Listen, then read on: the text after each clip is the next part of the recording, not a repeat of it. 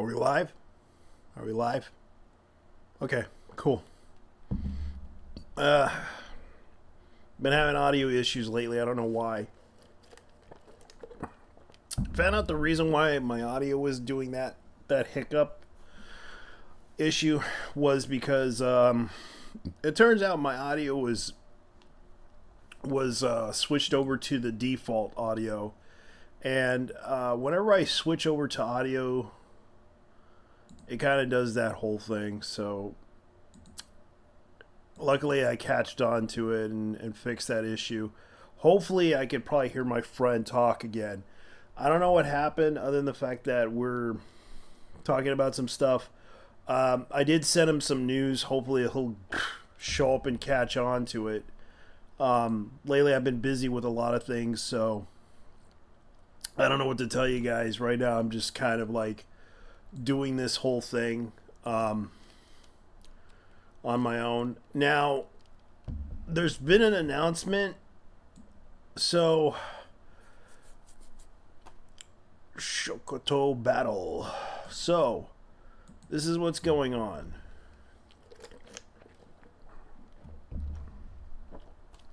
Tokyo Xtreme Racing. My friend's going to be probably happy to see this. Because he's a racing enthusiast. Streetcar racing PC. Yeah, because he loves racing so much that he can't help but drive. And this is like the only game that he likes to play. But there's like mixed reviews on that one. But as for this game, I don't know if it's going to be good. It's coming out in 2025. It's one of the games that my friend will love to play. God knows he's into racing games. That's as far as I know. But as you can see, that's what's going on. Anyways, how you guys doing? Welcome to the show. I'm JT Vega, the host of this show, in case you're wondering. I just do this for fun. I don't really care to make money off of it because technically I don't I don't get paid to do this live stream at all. Trust me. I tried. Even if the government pays me in in paying off my bills and everything, they ain't gonna do shit about it. As far as I know, YouTube doesn't care as long as I don't cause any trouble or say anything negative. I'm good. Right now I have a Pepsi. Sorry, Pepsi. I'm just drinking a Pepsi, just chilling. Let's talk about anime. Yeah, that's what I do for fun. So anyways, this is what's going on. There's been some stuff on the news. Let's go ahead and get into this. Let's see, Sword Art Online, Gun Gal Online. I remember watching this series. Surprisingly, I'm surprised they're making another sequel to it for this series. And I almost revealed that other news report about the new series that's coming out for Pat Labor, Easy Y, which I don't know what that is, but it's by JC Staff. It is interesting news. Let's see what the translation can come up with on this whole thing. It's not a perfect translation, so bear with me on this one. The mobile suit, the mobile police, Pat Labor. No, this basically mobile police, Pat Labor, Easy Y. That's what I'm going to call it because I can't pronounce it for what it was. Isa or Easy Y project has finally begun in 20. So it's going to be released in 2026. Sorry if I'm kind of out of it lately. I've been trying to figure out some issues. Alright, so it's going to be released in 2026. Some information about the staff, that including director Yukata Izubachi. The information production by JC Staff has been released, revealing screening of Pat Labor, the movie, including the pilot video that's been announced. So, by the looks of what they're doing, Bandai Namco Filmworks, which I used to remember they were called Sunrise. So the new animated film is based on the Patlabor series, Mobile Police Patlabor Easy Y, which is based on Headgear, the original work. Announced it, including information about the main staff, such as director Yukata Izubachi, the animation staff by JC Staff, which they are very well known in the animation industry. But of course, what bothers me is now it's no longer Sunrise, it's Bandai Namco's Filmworks, so keep that in mind. Also revealed the revival screening of Mobile Patlabor Police, the movie, which is the first movie that they did for Patlabor, which I'm going to probably hope they put it in 4K. So this is by Headgear presents Patlabor Easy Y. So Easy Y's new project, Mobile Patlabor series production, which has suddenly announced it. The poster was displayed at a 2017 Annecy International Animated Film Festival. Although the 2-minute plot video will work when released in an event held in summer 2022. This has been no news about it for a long time. Yeah, because they were working on this for a long time. And my guess was that the pandemic kind of really screwed it up too. Especially the earthquakes, especially all the stuff that happened for the past decade.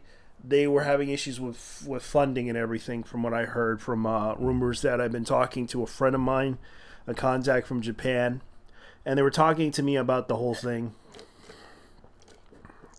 telling me what was going on. And the source that I can't really confirm or deny will probably deny a lot of it. So, to my understanding of this is that the series has been around for a long time. I know that the creators made this series. So you can see right here, this is the original Patlabor 1999 movie, and this is the coming soon, the 26, which is kind of what they're trying to go for. And the Shonen Sunday comic book. That's funny. So, the history of the era, which has been used for 30 years in the main story, ongoing and repeated modifications, Mobile Police Patlabor. So that's kind of what we're going to be expecting from this. So it's going to be produced by Genki Animation Production JC Staff, Maki Tenriko, music by Kawa Kenji Kuruchi Matsunori, Akakeyama Yuta. Yeah, they're really well designed. They're well-known veterans. Mecha designs by Ibakiwa Kinaki and Haruhara Takaki. That's pretty good. And this is the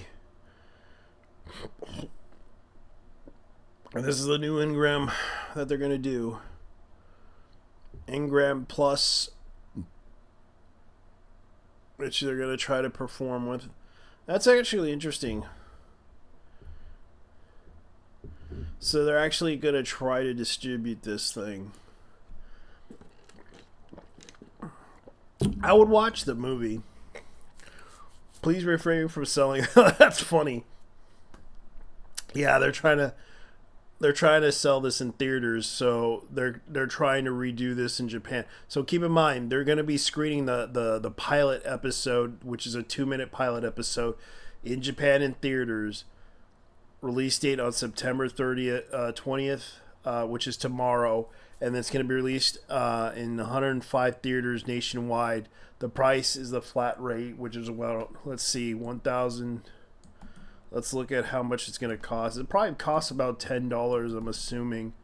So keep in mind, I'm not really sure. Let me see. In yen to USD. It's about $11 for a 2-minute freaking. Hey, that's a good business deal right there. I'm not gonna deny it. Like $11 just to watch a 2 minute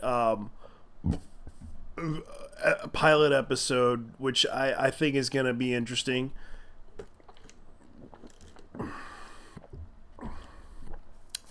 So, operated by second vehicle, so modified versions of the Ingram AV1 Plus, and this is the 18098 rolled out in 1998. The external appearance almost the same. Overall turning, yeah, so it's almost the same. And they're trying to update the whole thing to make it look cooler, to make it look really like a new anime series, to make it look like Patlabor has a new coat of paint by the looks of it.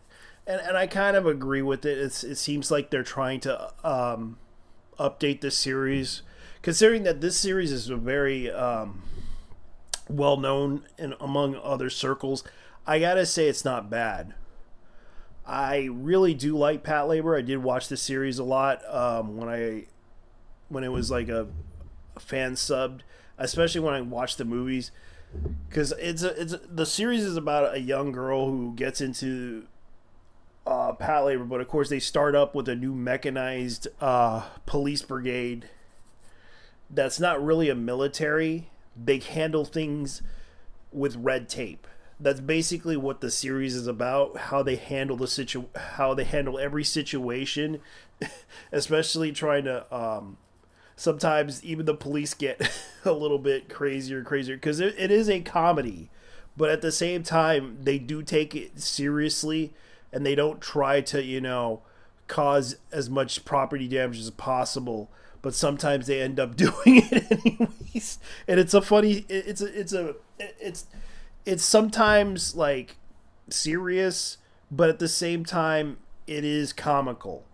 That's what the whole thing is about. This series was so fun and entertaining about Patlabor, is that it was an entertaining series that most people enjoyed watching, because you couldn't help but watch the series yourself. Because at the time I used to remember watching this and I was like bored, and I decided to watch it, and I was like, this is not a bad series. But I remember that series was kind of okay. But as far as I know, the Patlabor movies and everything, they're pretty good. They're not bad. It's an acquired taste on what you want to watch as when you watch this animes like that. Okay. Speaking of which, Sony, which I'm kind of pissed off about, and I'm just going to point this out to you guys. This is from the Japanese website, FamiconGamer.com.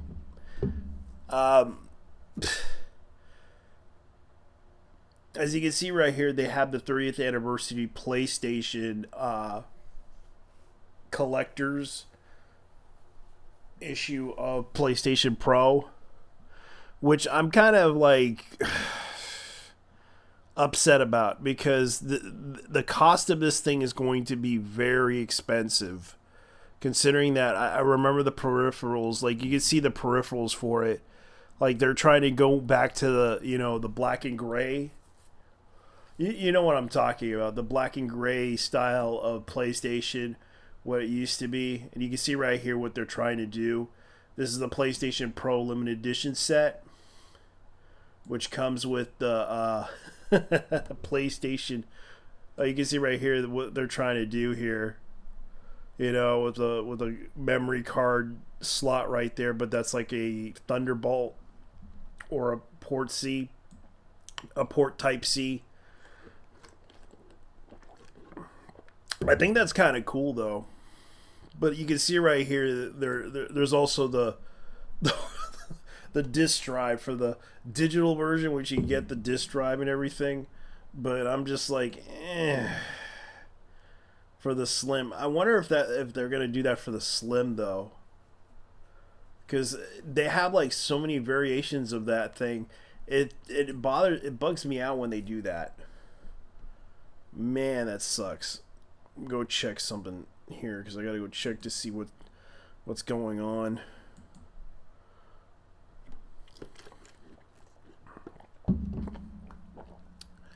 All right, let me see here. Yeah, I'm getting it when it releases. Cool.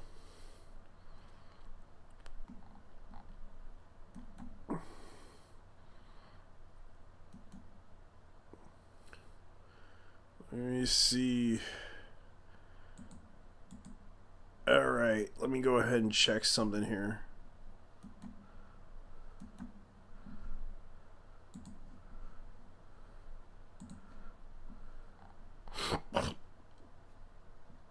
Yeah, because I gotta check to see what's going on. I gotta see what happens here.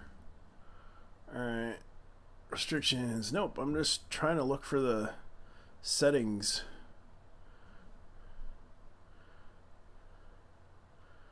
Alright, let's go to settings. Let's go to... Nope. I need to go to audio.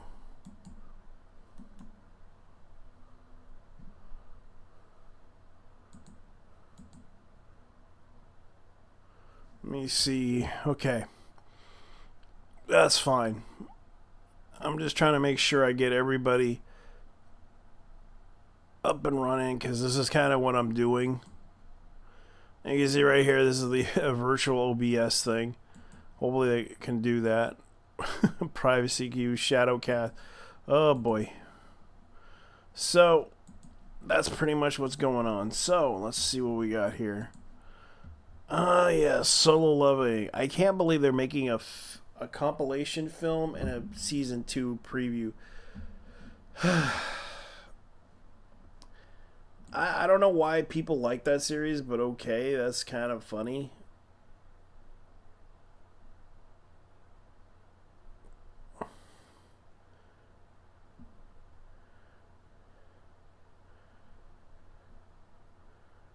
Toho's Spell Carnival coming to the West November 19th. Great.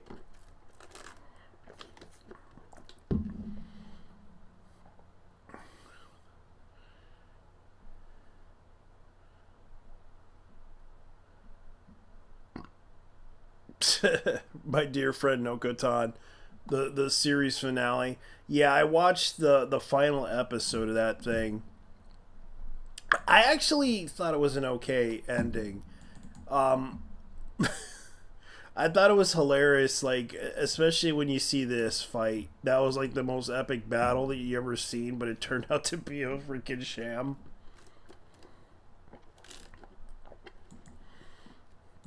Like, that was like the most epic fight there that I ever saw. It was funny, but it just didn't do so well for it. And oh yeah, they're releasing Bandai Hobby is releasing from the Netflix series Requiem for Vengeance, which is like their first, like, it's one of the many 3D projects that they 3D animation projects that they did. I know that they did like Mobile Suit. That part was called Igalo, which I recall watching, which was like a really dark version of what many had suffered through by the Xeon side, like even from the it was like a dark side stories of new types and everything. It was like a really hilariously good anime, but they're promoting Gundam Requiem for Vengeance, which is going to be coming out soon on Netflix. I don't know what the date is, but as far as I know, that's what's going on. Let's see here. See what I could do here, because I know that. And let's see. Oh yeah, Euphorium, Sound Euphorium 10th anniversary special event announced in March 50 through 16, 2025. Oh yeah.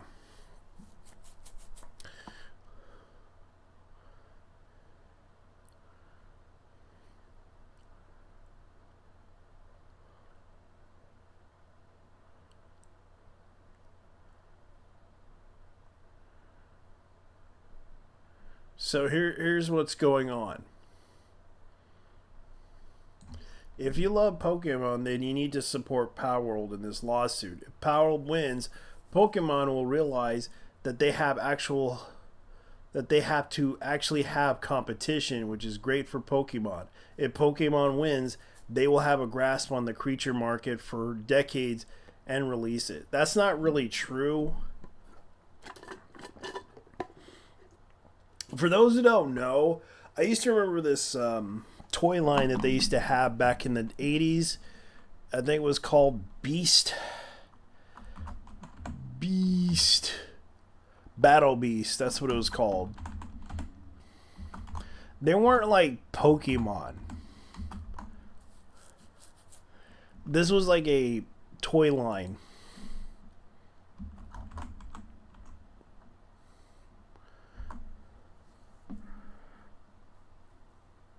Now, this was nothing new. Originally, they used to be like these little figures. I used to remember watching these figures when I was a kid. But they also had them in Transformers, which I thought it was kind of funny. Now, Hasbro used to make these toys, and they used to be like this. You can see right here, they had like all these little monster types. The way it works is you had like the rocks, paper, scissors of battling out creatures. Fire beats wood, water beats fire. It was kind of a rock, paper, scissors type of game with these characters that you have. And it was an interesting game for its time. But they also have something in Japan called...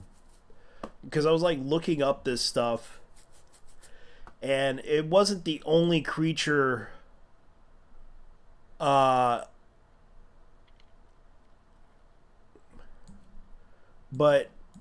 I guess the guy's worried about this because the fact that this guy brings it up, if Pokemon wins, they will have a grasp on the creature market for decades and release shit, which I kind of agree because Pokemon does need competition. Digimon tried to do it. I know other such if I can remember, other such try to attempt to go into that market as well, but failed because they could not beat Pokemon. Pokemon has always been the dominant form of entertainment for a long time for kids. For decades, it has been a very popular thing. So what is going on is that Palworld infringes on multiple patent rights.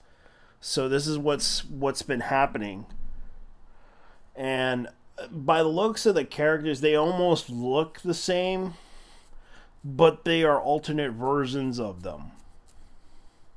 That's what I feel like they're doing with these so-called animals from Palworld. And I think Palworld actually got it right to make it more interesting. It was like Pokemon with guns.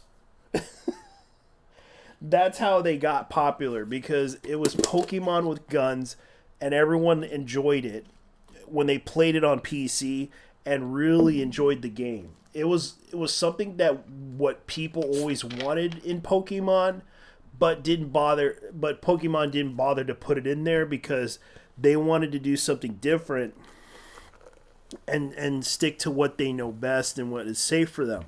And what Palworld did it so differently. They did it in a way that was so how do you say this word? They did it in a way that was innovative. That was so freaking innovatively fun and interesting, and it brought in like this type of MMO type of franchise out of this game, to the point that some of it was actually pretty interesting. And I thought it was interesting enough.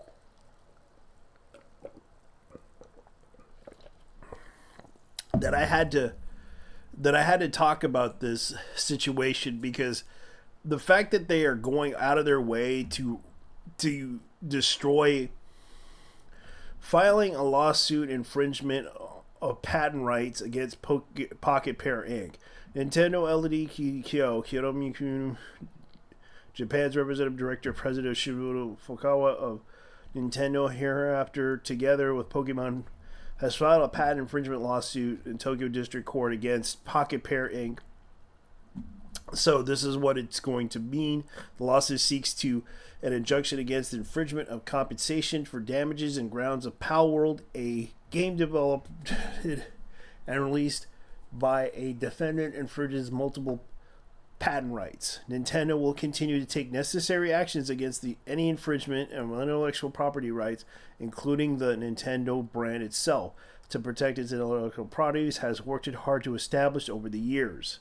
So Nintendo is going to sue them, even though they're a billion-dollar company. I don't know about Pocket Pair, considering they made a lot of money off of this game, considering how popular this game is. It's a shame that they're probably going to have to, if Nintendo wins, they would have to, Palworld or Pocket Pair would have to refund everybody for this game. And I do feel bad if that happens, because this is a game that not only was innovative, it was fun, and the fact that it did much better than what people wanted with Pokemon, because a lot of people were kind of upset with the Pokemon games, and I can show you some of the things that some people said about the Pokemon games. Considering the release of what happened with, let me see, the Pokemon, Pokemon Switch games.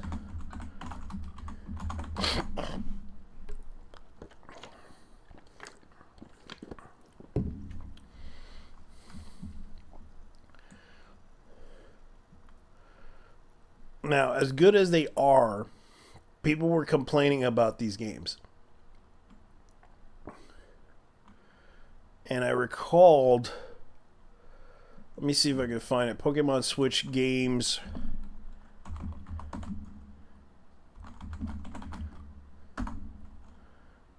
So there were some Pokemon Switch games had issues, including performance problems, bugs, and connectivity issues. So this is the AI source of what they were doing.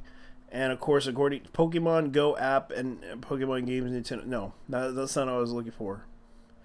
Connectivity, okay, that's just the Pokemon Go issue. So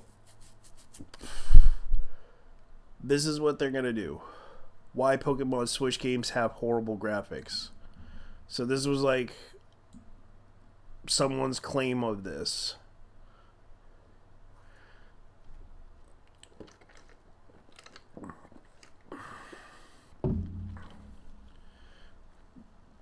So I do recall people were pissed off. Stop blaming Switch for the Pokemon running terribly. The Switch for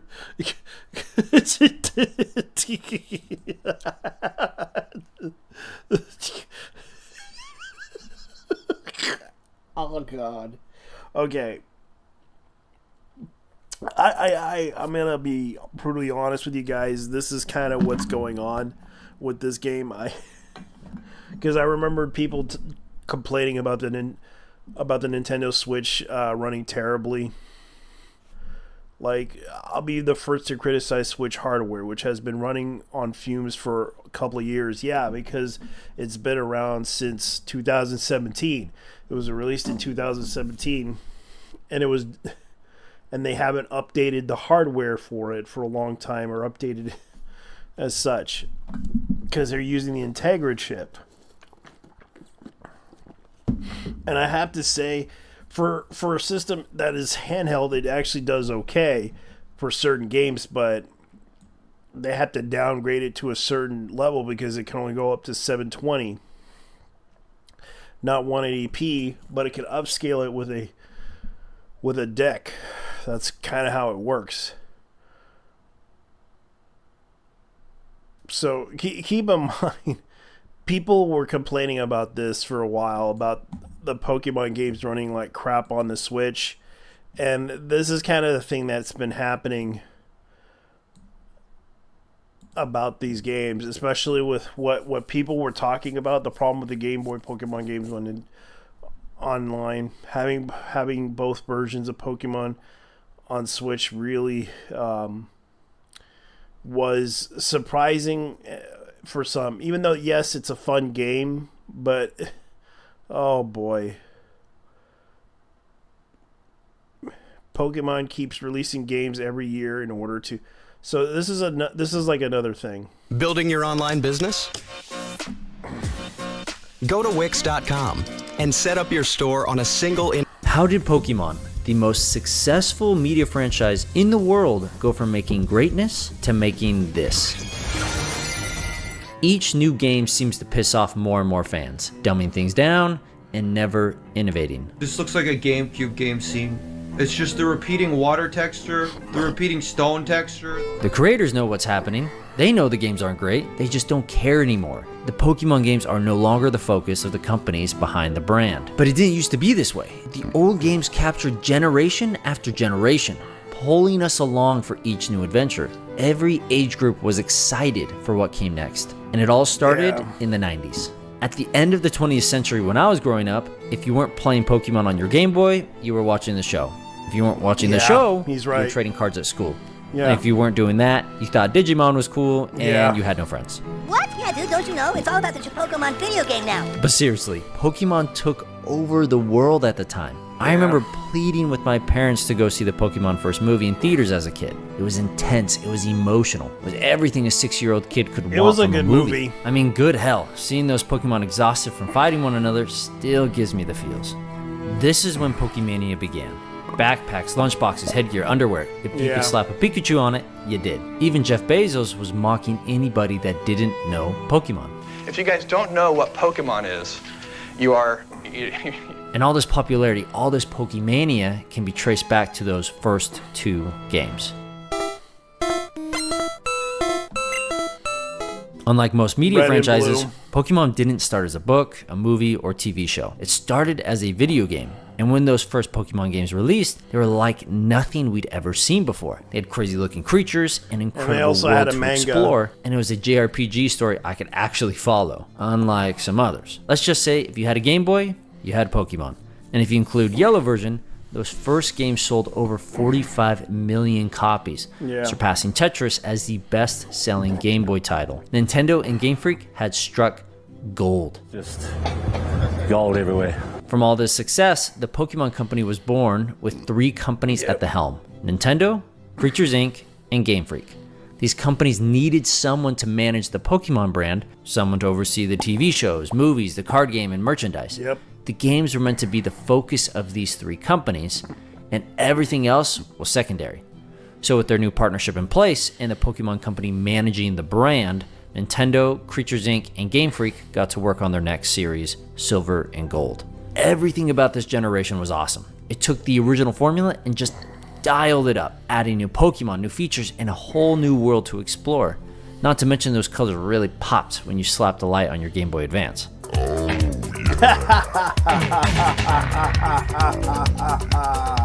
Game after game took Pokemon to new heights. And when the 4th and 5th generation rolled around, the series had really hit its stride. They had great animations, post-game content, pacing was on point, and new mechanics amplified that core gameplay. It felt like the series would just get better and better. But then something happened. In 2013, Pokemon X and Y was released, switching from a 2D world to a 3D. And sadly, that wasn't the only thing to change. The story was subpar, the animation stripped down to fit 3D, and the hand-holding was incessant. Not to mention the game had way less content than past entries. Let's just say long-term fans were not happy. Your fantasies can't ever be quenched, can they? But even after the screw-up, things kept getting worse. Gen 7 was a slog with all the cutscene battles, Gen 8 was too easy, lacking way too much content at launch, and Gen 9 was a disgrace on all accounts, easily earning its spot as the worst Pokemon game in the series. While the games have been okay to mediocre since Gen 5, they had never come out completely broken. The players got even more pissed, and they couldn't understand why the games were getting worse. How could the developers let this happen? This is where a lot of fans have been left confused. I mean, how can a game made by 3 prominent billion-dollar companies look like this? Whose fault is it? Is it Game Freak, the company that develops the game? Is it Creatures Inc., the company that models and animates the Pokemon? Or is it Nintendo, the publisher? Most, of course, blame Game Freak. They're the ones developing the game. They should take the blame. Nintendo just publishes it, and I agree, but we should look past Game Freak for a second and focus our attention on Nintendo, the company that is renowned for giving us amazing games time and time again. The company known for its sequels, always reinventing the wheel and adding some new flavor. They care so much about making sequels better that they refused to make another Star Fox because Miyamoto didn't have any new ideas to bring to the game, and he wasn't particularly interested in making another Star Fox game with better graphics and better sound. So innovation matters. It matters a lot to Nintendo. But if that's the case, why let Pokemon slide into mediocrity? Why has Pokemon been stagnant for 10 years? Some may say Nintendo doesn't make the game, so it's not their fault. Or Nintendo only owns 32% of the Pokemon company, so they don't have full control over the games that release. This is where the truth comes out. Yes, Nintendo only owns 32% of the Pokemon company, but they do own 10% of Creatures Inc., and Game Freak's office is literally inside the building owned by Nintendo. Nintendo is the big brother here. As the publisher and the majority shareholder of Pokemon, since they own part of Creatures Inc., Nintendo can do whatever they want. They definitely aren't being bullied into letting the 2 other smaller companies release a busted-ass game. Nintendo isn't a bystander. They know what is happening, they just don't care. You see, with all the other Nintendo IPs, Mario, Zelda, Metroid, etc., these franchises make most of their money off game sales. Crazy, I know, but let's look past the obvious and study the Mario franchise for a moment. The Mario IP has made $36 billion since 1981, and $30 billion of that is game sales. Cool, makes sense. The Zelda franchise has made around $3.5 billion, with the majority of that money coming from game sales. Also makes sense. But Pokemon, an IP that is much younger than Zelda and Mario, has made over $90 billion, making it the most valuable media franchise in the world, more than Marvel, more than Mickey Mouse, more than almost every Nintendo franchise combined. And you know how much of that has come from game sales? Only $17 billion. Don't get me wrong, Pokemon games make money, but they don't make what I call stupid money, where it feels like money is just being printed. Something else is printing money for the Pokemon company, and since the early 2010s, the Pokemon games took a backseat for this new cash cow, merchandise. Nothing much. Can't sleep. I don't work tomorrow, so there's that. Yeah, I'm just watching the whole Pokemon, the reason why the games are bad thing. You heard about the whole Palworld getting sued. Yeah, and I kind of agree with a person's point that what the person said about Pokemon is that if they don't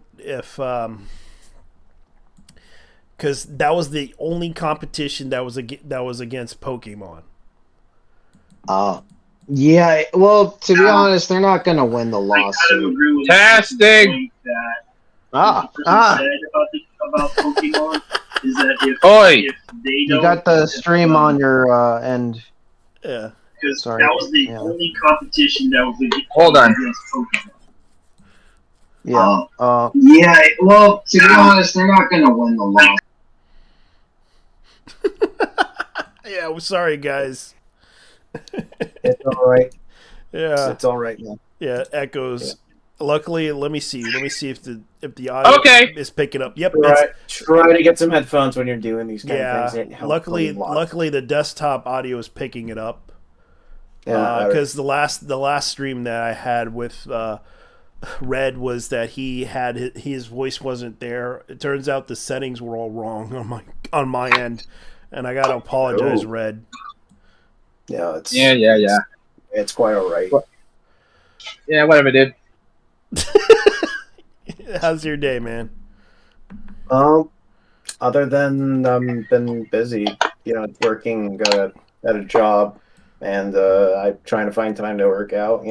I can understand. I had to clear my mind because I had some personal stuff that happened to me. Mostly, I lost my loved ones last year. But Yeah. Both of them. Yeah. I can understand. Like lately, we've been having a lot of people dying. I know that I talked about the in the last stream that James Earl Jones passed away. There was he did. Yeah. What's crazy is that after I lost my dad, a month after that, Toriyama passed away. Yeah, that And sucks, that- man. That like I don't know how I felt about that. It's like I lost my father, then a Again. piece of not like I lost my father again. No. But it's like I lost my childhood and my father at the same time. It's just Let me guess. You remembered that he showed you Dragon Ball Z in Espanol. No, my father did not. I did watch. My dad was not a big Dragon Ball fan, but I remember that he bought a Dragon Ball Z shirt because people in his home country, mostly my nephew, he loved Dragon Ball, and he thought, "Hey, let me get this shirt because he likes Dragon Ball." I don't think he hated Dragon Ball. I don't think, even though I tried to show him, he told me he doesn't like kung fu films, but I find that bullcrap because he did like Jackie Chan movies. Yeah. So Jackie Chan's style is more funnier. I think somewhere he understood. Like when I was a kid, I remember begging my parents to get me this one because I remember we were shopping and I saw a Go Tank shirt. Yeah. I actually wore that because it was actually a really cool shirt, and I was very big in Dragon Ball at the time. A lot of people were. I think I remember, like, I when I was visiting my mom's home country, that's where I first saw Chala He Chala for the first time, before a bridge. Oh, yeah. Yeah, this is the Spanish dub for Dragon Ball.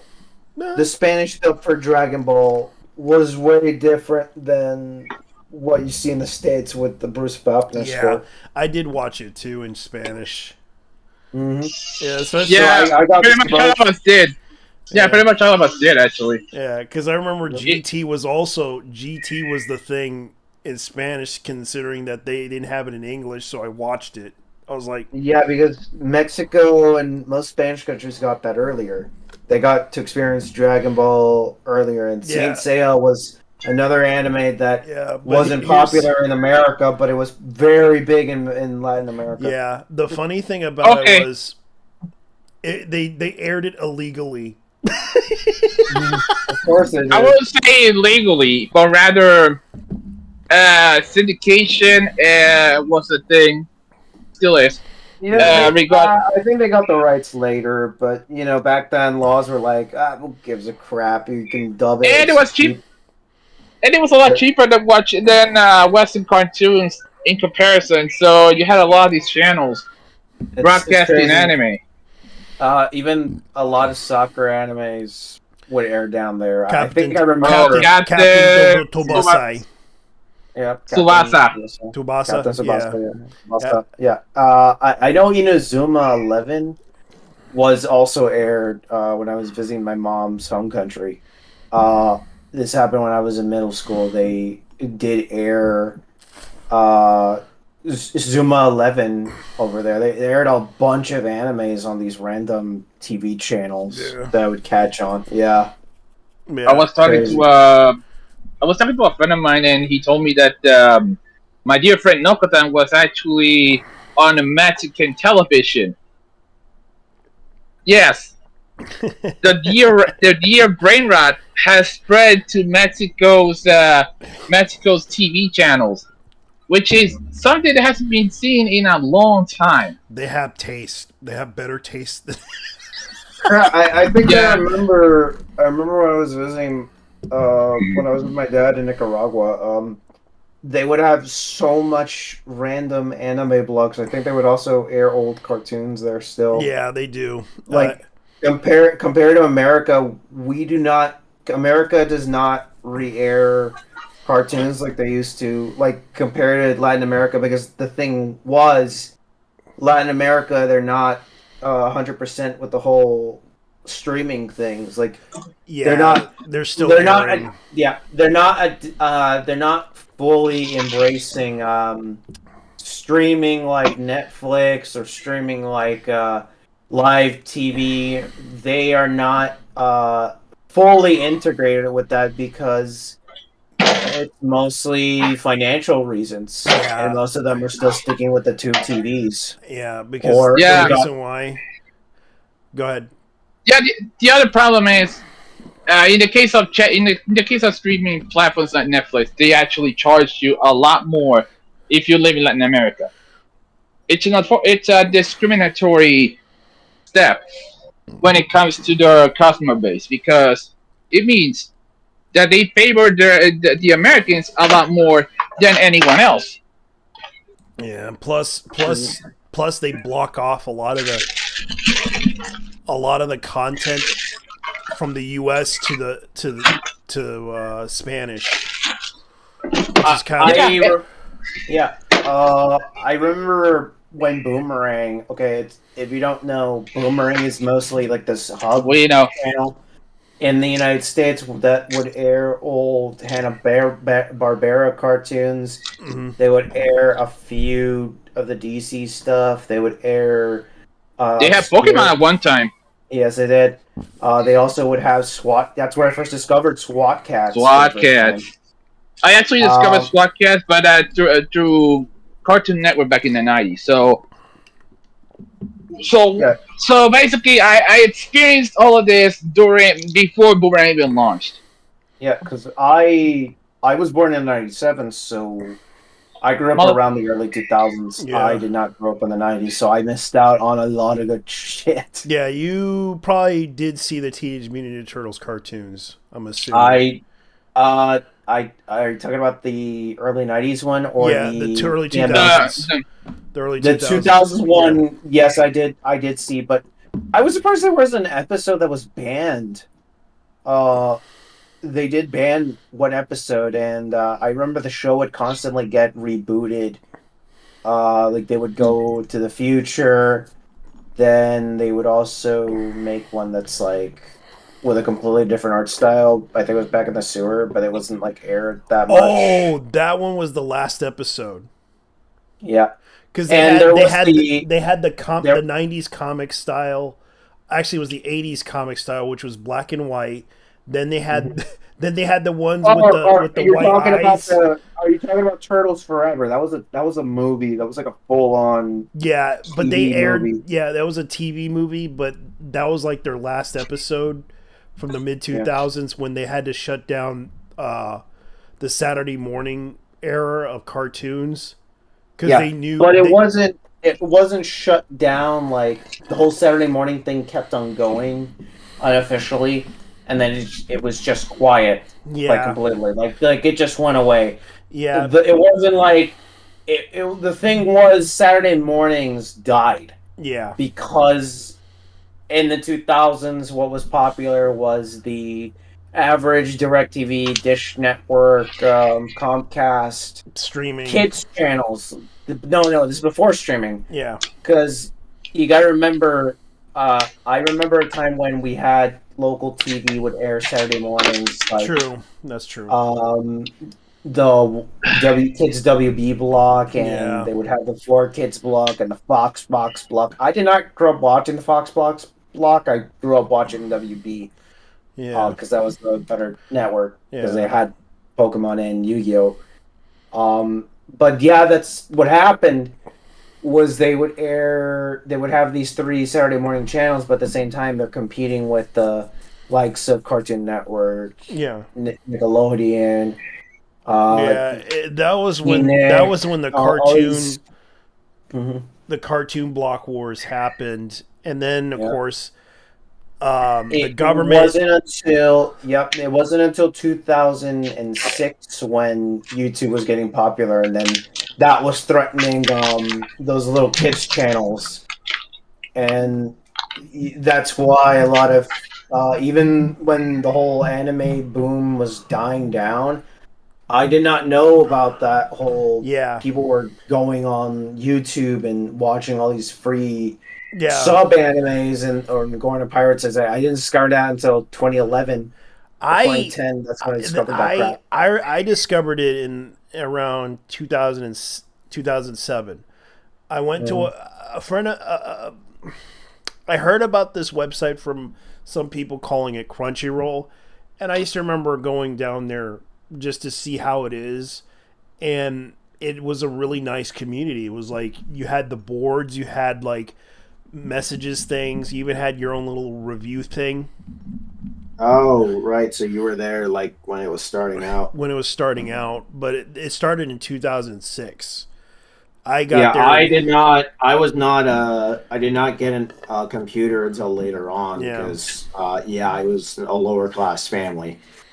But we didn't get a. But my only way to get a computer was going to the fucking library. Yeah, I wasn't with. That was me as well.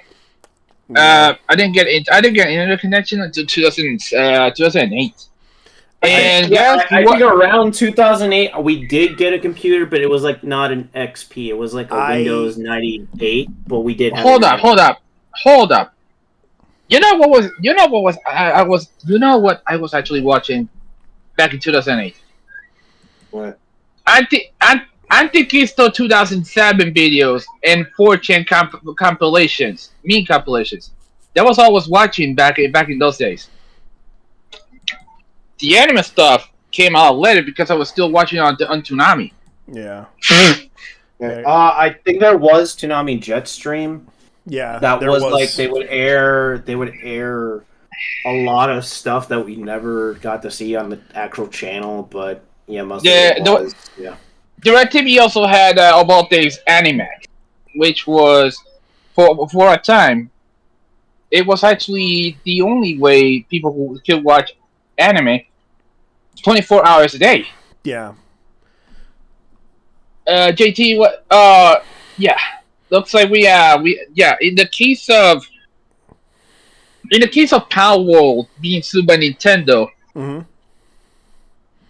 Nintendo can suck a fucking dick. Yeah, they won't win. To be honest, I sincerely hope that Nintendo loses this fucking lawsuit. They will lose, but the thing is, right? The Pokemon I heard from someone. The Pokemon company is suing Nintendo. Yeah. No, actually, it was Nintendo. It was Nintendo suing the Pokemon company because fuck.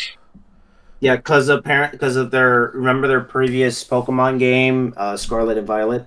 Yeah. Yeah, I would like to forget that it actually exists because it was a buggy mess.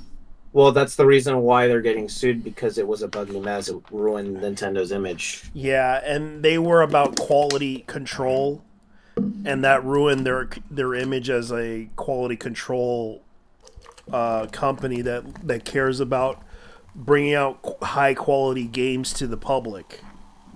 You gotta remember that Nintendo doesn't own Pokemon. It's more like the Pokemon Company is its own individual company. Yeah. Game Freak. It's just Nintendo has a stake in that company.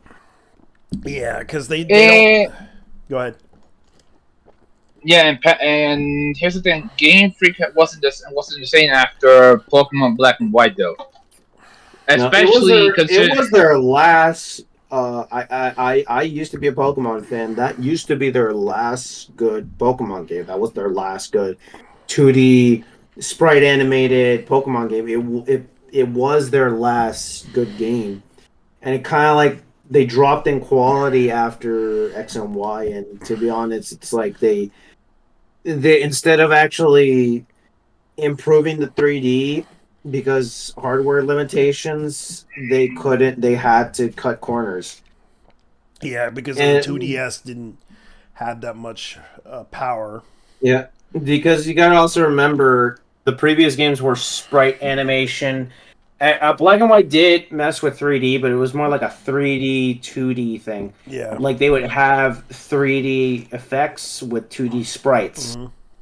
While Pokemon X and Y, they more likely went, let's just jump fully 3D. Yeah. But that problem was the sprites weren't expressive. And compared to their previous games, which were 3D, like Stadium, Coliseum, Gale of Darkness. They were fun, though. Battle Revolution. Most of them were like fully 3D, but it felt like there was more effort in their animations. I'm surprised they haven't done like a new fighting. Like I heard that they brought out a new fighting game for it. Yeah, years ago. Poke Tekken, yeah. Yeah. Dude, you are really, really far back because that was like almost 10 years ago when Pokemon came out. Decades ago, yeah, decades ago. Well, more like years though, because of all things, this was made. I was a senior in high school when Poke Tekken came out. The thing with Pokemon was it wasn't exactly a Pokemon game. Rather, it was using it was actually using the same engine as Tekken. It was using the same engine. Yeah, it was the same engine as the Tekken Tag engine. Yeah, the Tekken Tag 2 engine. It was made in 2017. So yeah, you're right. It was more of a simplistic, even more simplistic Tekken. But it never really took off. Yeah, and I'm surprised they haven't, used Amiibo. Remember they gave up on Amiibo. Amiibo's still going. Yeah, it's still going, but they don't sell it in stores as much. No, they don't. They don't. I still have my Amiibos, but I want to get rid of them. I had to sell one of my Amiibos, the 30th anniversary one. Yeah, I had some. They're open. They're in the box, but they're open, and some of them are not open. Yeah. But I don't use them that much. They're just there as statue or collectibles. Yeah, and I'm surprised they haven't made another Pokken game. Like, they could have made another Pokken game out of this, like a sequel, Pokken 2 DX. You could have just done downloadable free at least free downloadable content. Yeah. To make things a lot more interesting. Yeah. But no, Nintendo. As much, I'll be honest with you, I despise Nintendo. Yeah. I despise these motherfuckers. Yeah, you gotta remember, and this is no. Here. I despise the fact that Nintendo gets away with shit like this. Yeah. For once, I would like to see Nintendo fall. Yeah. The thing is, and this is just in general with gaming, I've heard. Because I know I heard from someone, not gonna name names at all, but I've heard that most of the coders, most of the talent, they've left. Even most of the talent from Nintendo, they left.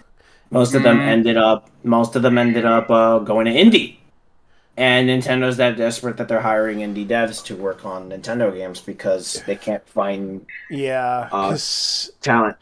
The fact that they couldn't really innovate this, they kept doing the same formula, which they felt safe with for a long time. What makes them money? The problem was they didn't want to go like full blown like what Palworld did, because Palworld thought, hey, let's make a Pokemon game with guns. And that's what made them money.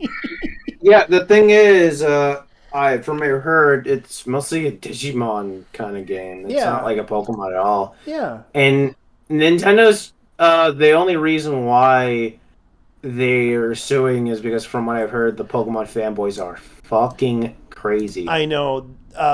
Dude, I saw. You just did it. The fucking obvious thing that we known for fucking decades. Yeah. The Pokemon fan base is just like the Zelda fan base when it comes to the level of batshit crazy. Well, I can tell you why. Because remember when we talked about it last time about that one fan?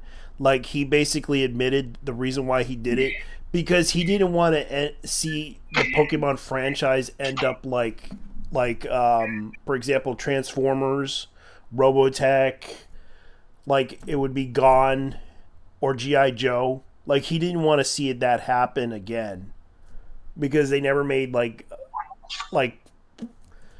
they try to do remakes of cartoons of from old franchises.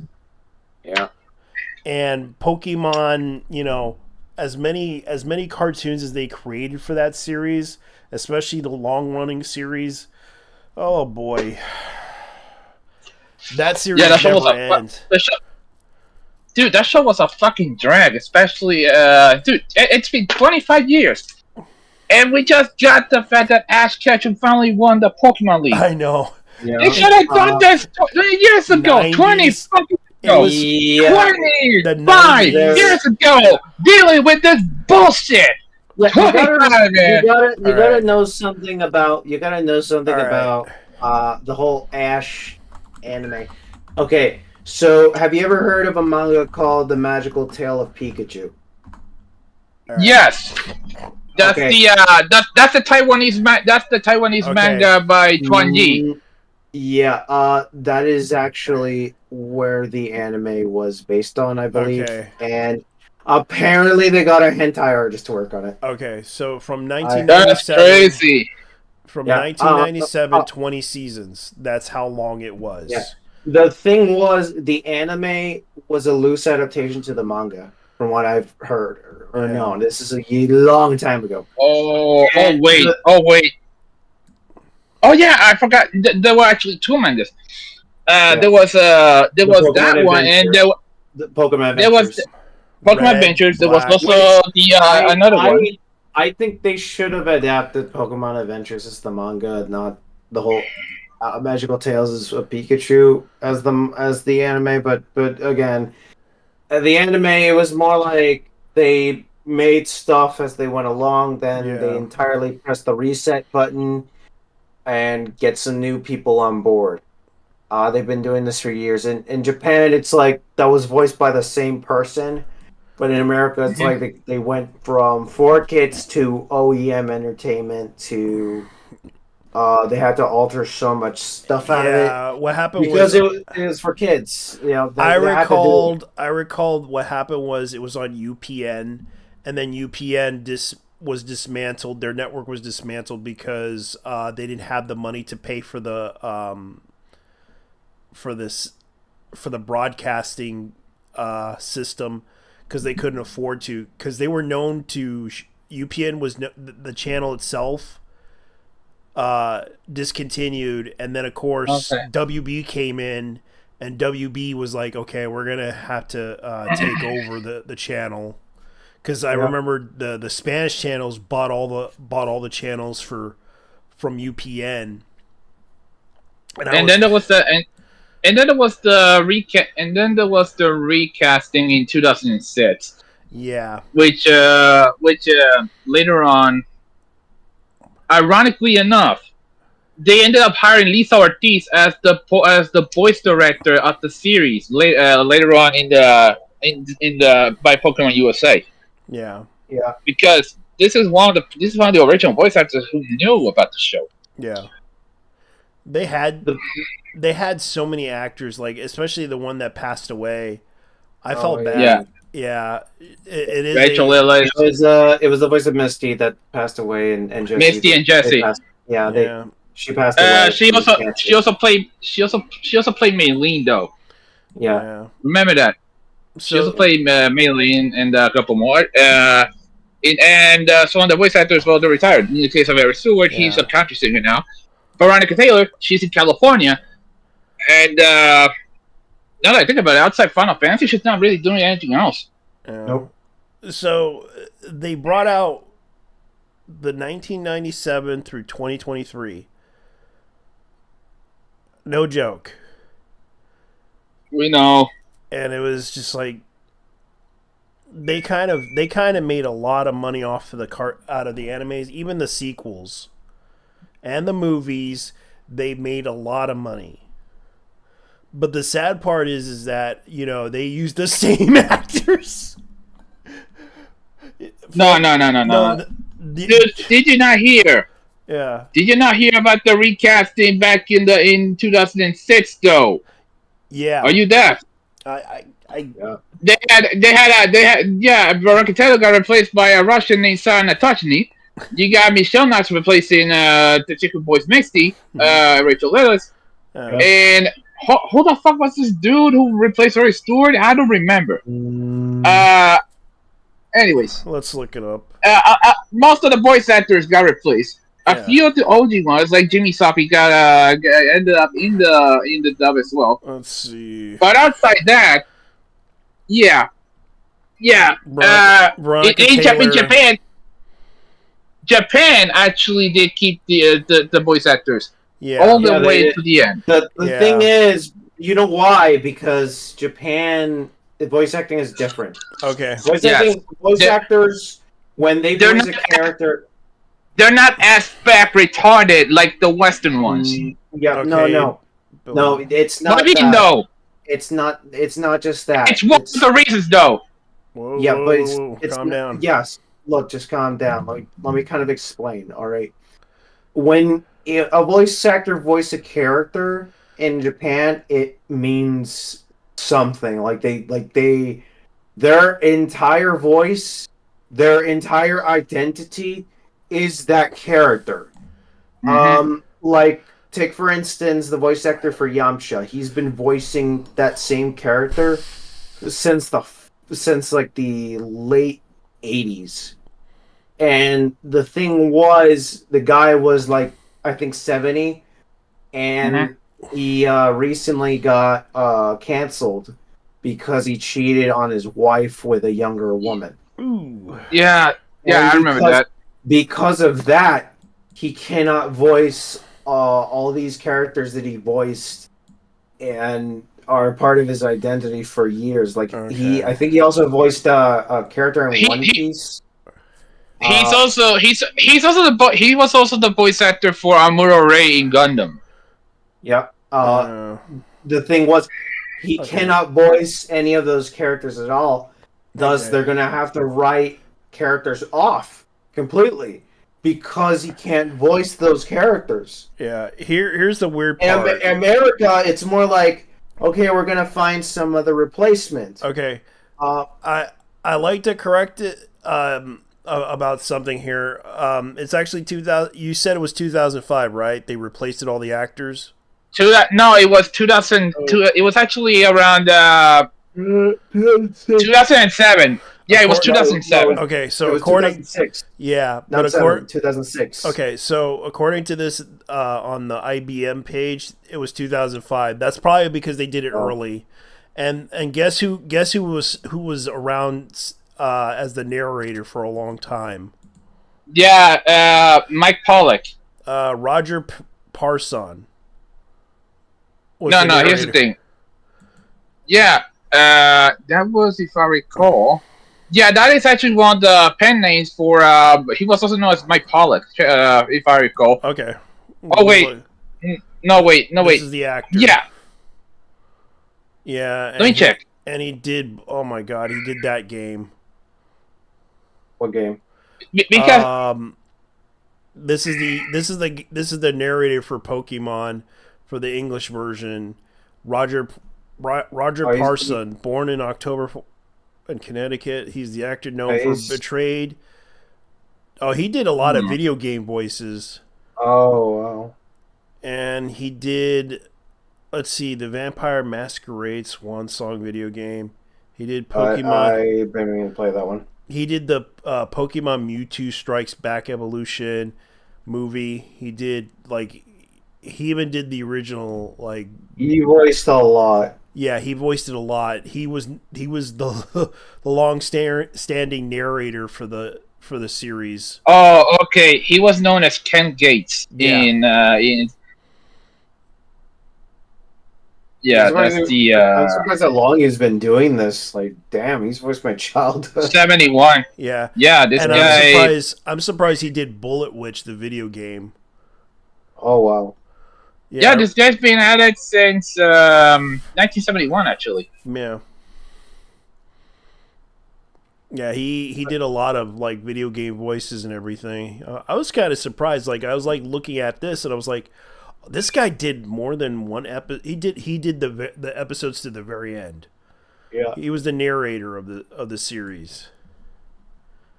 It's the thing with Japan. It's they look at voice actors as more celebrities. They can't, the characters that they voice, they can't replace them.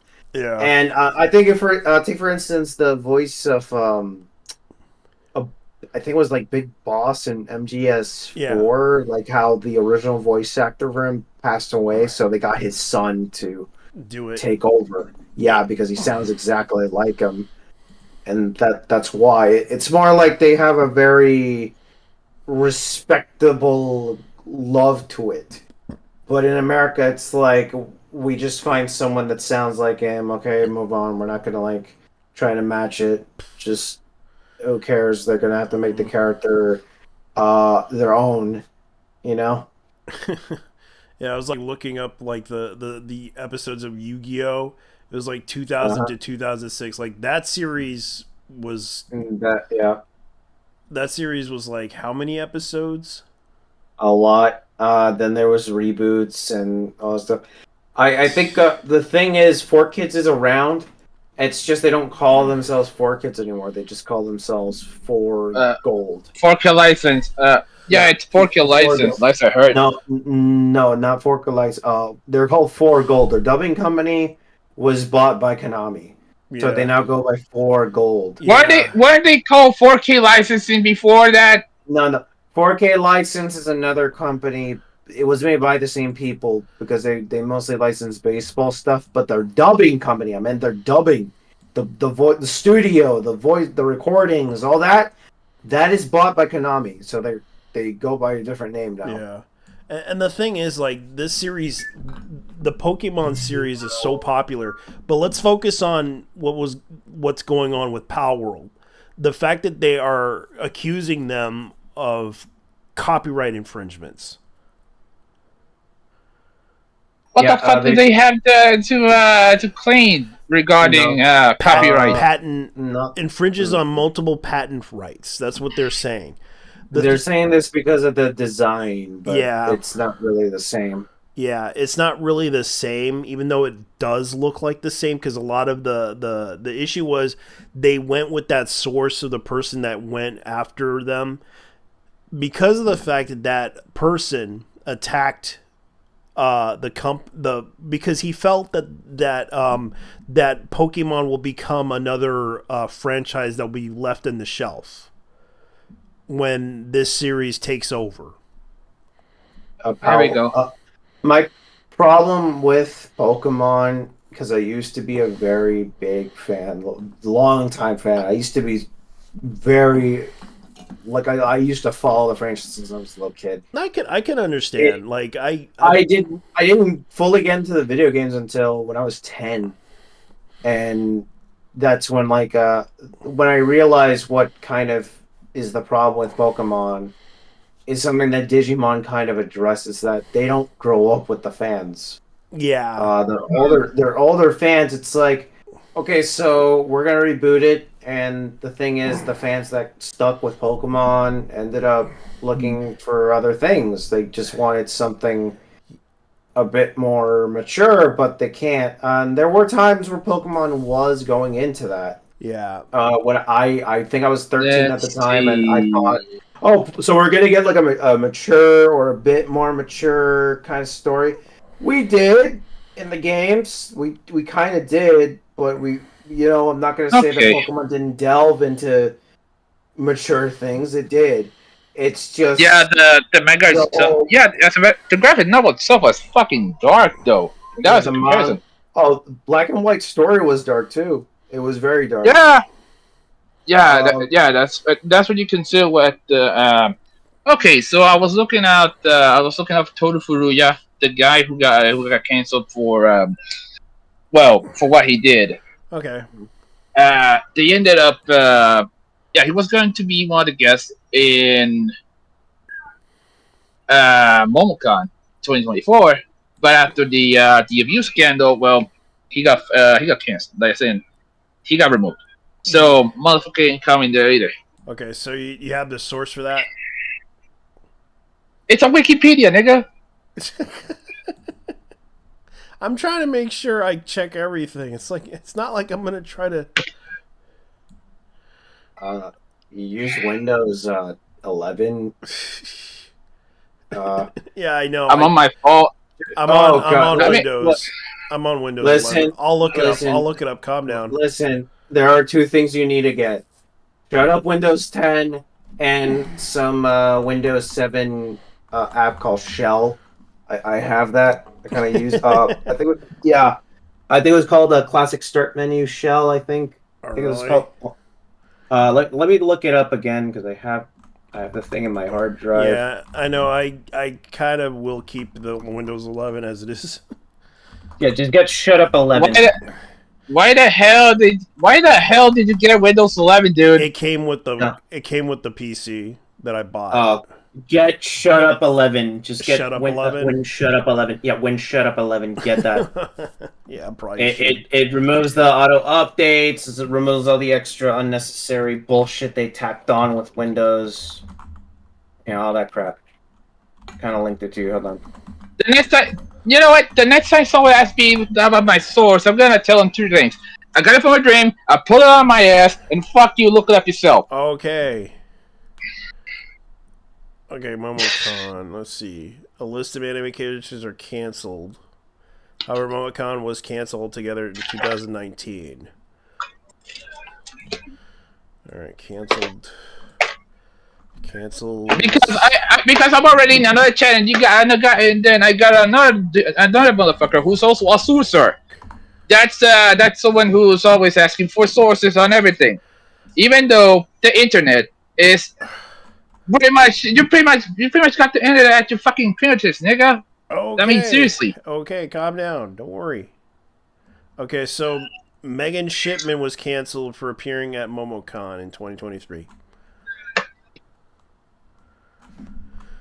It's the whole anti-spy tool bullcrap because they tacked it on. No, this was in 2024, not 2023. Okay. Look up Toru Furuya. Yeah. Oh yeah. Oh, wasn't there like a Resident Evil voice actor who voiced Albert Weskers was like canceled, if I recall. I think a friend of mine told me that. Yeah. Yeah. He was on some scandal too.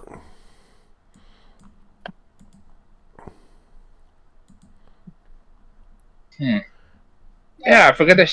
Oh wait, wasn't she like wasn't Megan like the voice of Oh, she's Anya. Okay. Yeah, so there's also the Channel Awesome has canceled their appearance in 2018. Yeah, it was the whole it wasn't the whole Channel Awesome leaks. Yeah, that's what caused it. Comic writer canceled, blah, blah, blah.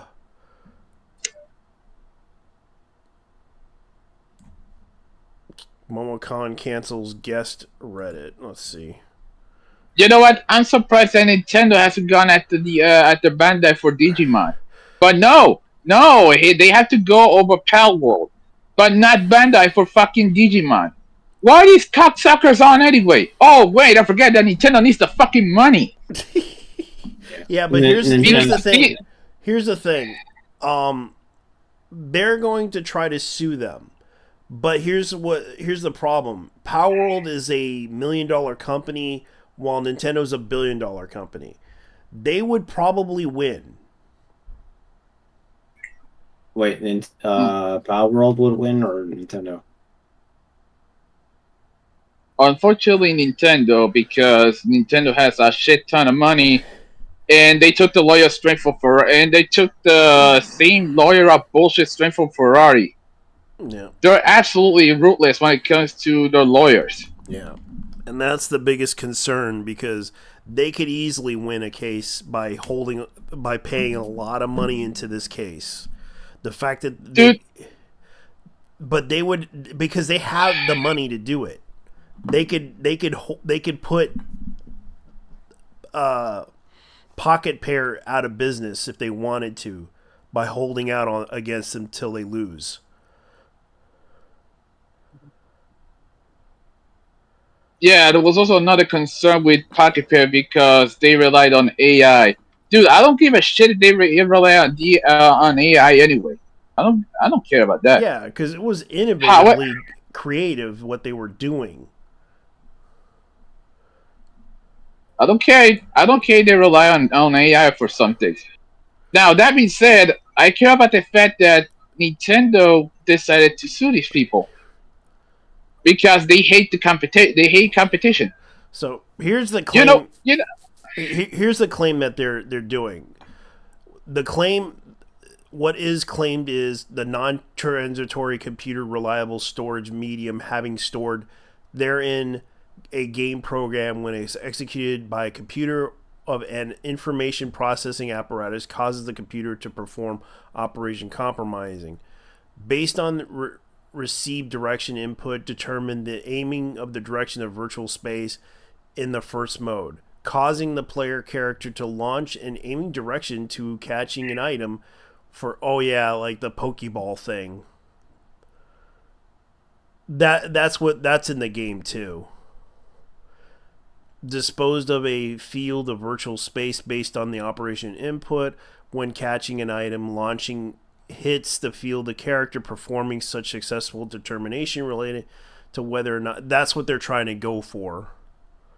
And the second they stole the Pokeball concept. Yeah, they stole like the throw the ball and a monster appears type of thing. And then in retrieving it too. That's the other one that they're trying to go after.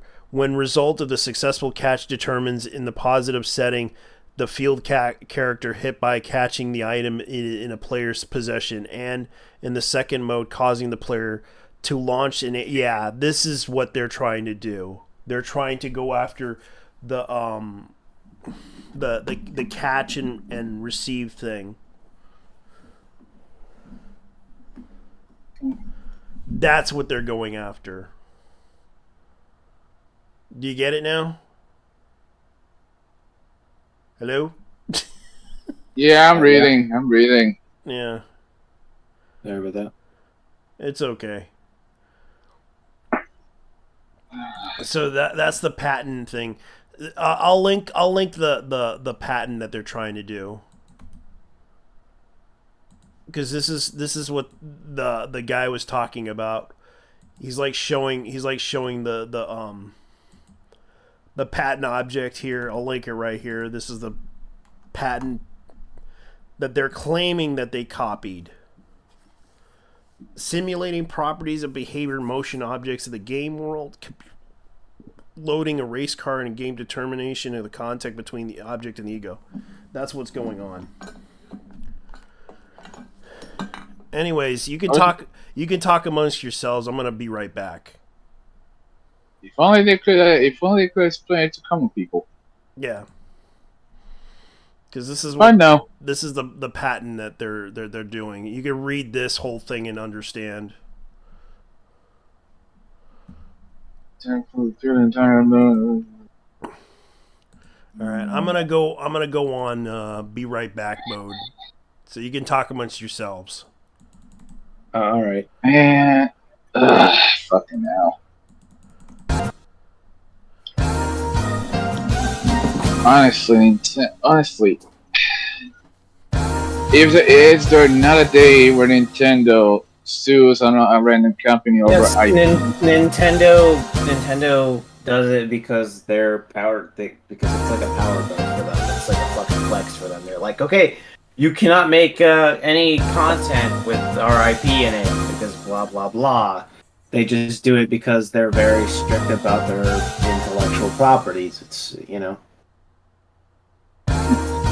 They even went that way about fan games.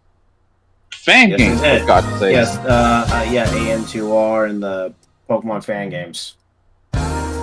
Also, in the case of what's the name of this? The Metroid fan game. I'm actually surprised that Nintendo hasn't gone after certain companies. Like for example, MiHoYo, when Genshin came around, some people were going after MiHoYo because of the fact that the game was closely resembling, in a way, Zelda Breath of the Wild. Ironically, the devs were actually playing the game and were inspired by that game. Yes. No one is lying about that. I'm actually surprised that Nintendo has to sue these motherfuckers to oblivion. But no, the problem is, unfortunately, here's the unfortunate part. Nintendo's fan base is absolutely pants on head retarded when it comes to defending their IPs. Especially, I believe that there was a YouTuber named Emblem, and he also talked about how Nintendo's fan base is a cult, and he's not wrong. Yeah, they are a cult. Dude, I'm subscribed to Emblem, so yeah, I did watch that video. Yep. Oh, he's not wrong. It is a cult. It's like you talk bad about Nintendo, their cult fan base will go after you. You critique about how expensive the game is. Yeah, what are they gonna do? Send me a fucking. What are they gonna do? Send me a pipe bomb or some shit? They don't have the balls. Yeah, they. Like, I do not buy Nintendo products anymore. I became that ever since they censor their games, and in the worst way possible. The other part is. Yep. Yeah, the other part is Nintendo. How should I say this? Working with localizers who absolutely fucking hate your guts, like Katrina Leonidakis. That go fucker has done more damage for the gaming scene in the West than anything else that a corporation would do. Where are they behind? Well, but for one thing, Fire Emblem. The censorship with Fire Emblem. Yeah, didn't they? Yeah, I remember even during. Man, I can't remember those names. During Gamergate, with this whole censorship they were pushing for Fire Emblem because they had to remove the touching feature from the game. It was a long time ago. It was the 3DS games.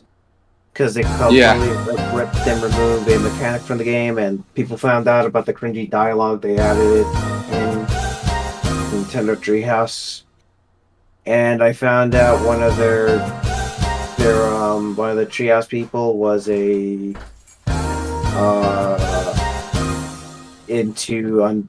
minors.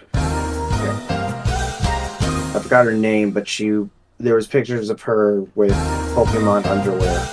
Like wearing Pokemon underwear, and she was posting all those videos of her from her own company's computer. I don't remember what her name was.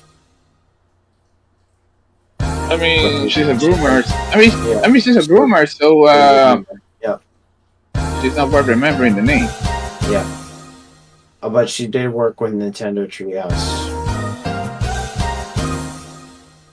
And there was a lot of things with Nintendo that they done, especially because emulation. Like, they hated people emulating their games. I can understand, but most of these games you cannot buy them anymore. And most of the games that you can buy, you cannot play them offline because they're online only. They're cloud server games. All right, now I'm back. And if you buy them on the Switch, you cannot play them offline.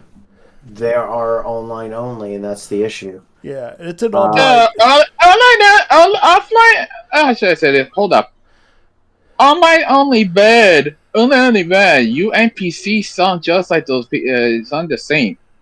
Mm-hmm. Yeah, you guys are NPCs as well, man. I'll be honest. Okay. At least on that one. Okay, that's fair. Well, that's kind of. I mean, yeah. Why don't you guys just write them a letter asking for an offline patch? Why is this such a difficult idea? I know. They try to ask that for Diablo 3. They did that with Gran Turismo 7, and they ended up, and I don't know if they actually did release an offline patch. Yeah. But I am sick and tired of all this bitching. Man, motherfucker, write to the game companies. If you, but no. Shit. Yeah, people are just Won't let it go. And that's the problem. Like, that's the problem. Like, people do that all the time. It's like, you have to understand, they're not really, they're in this situation to where they're not aware of what they're doing. Some of them can't bring up good ideas, and they always have to go follow the bad ideas.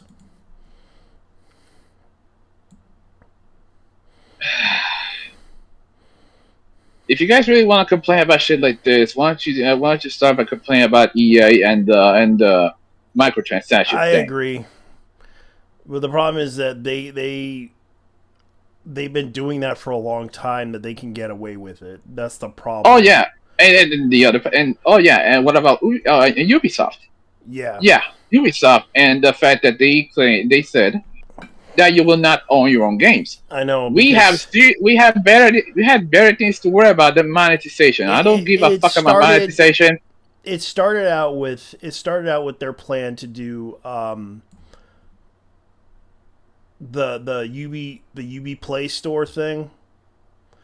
And I remember that failed because people were getting pissed off with the DDR system that they implemented into that thing, because you had to log in into their account system, and you were forced to do that every time when you're offline.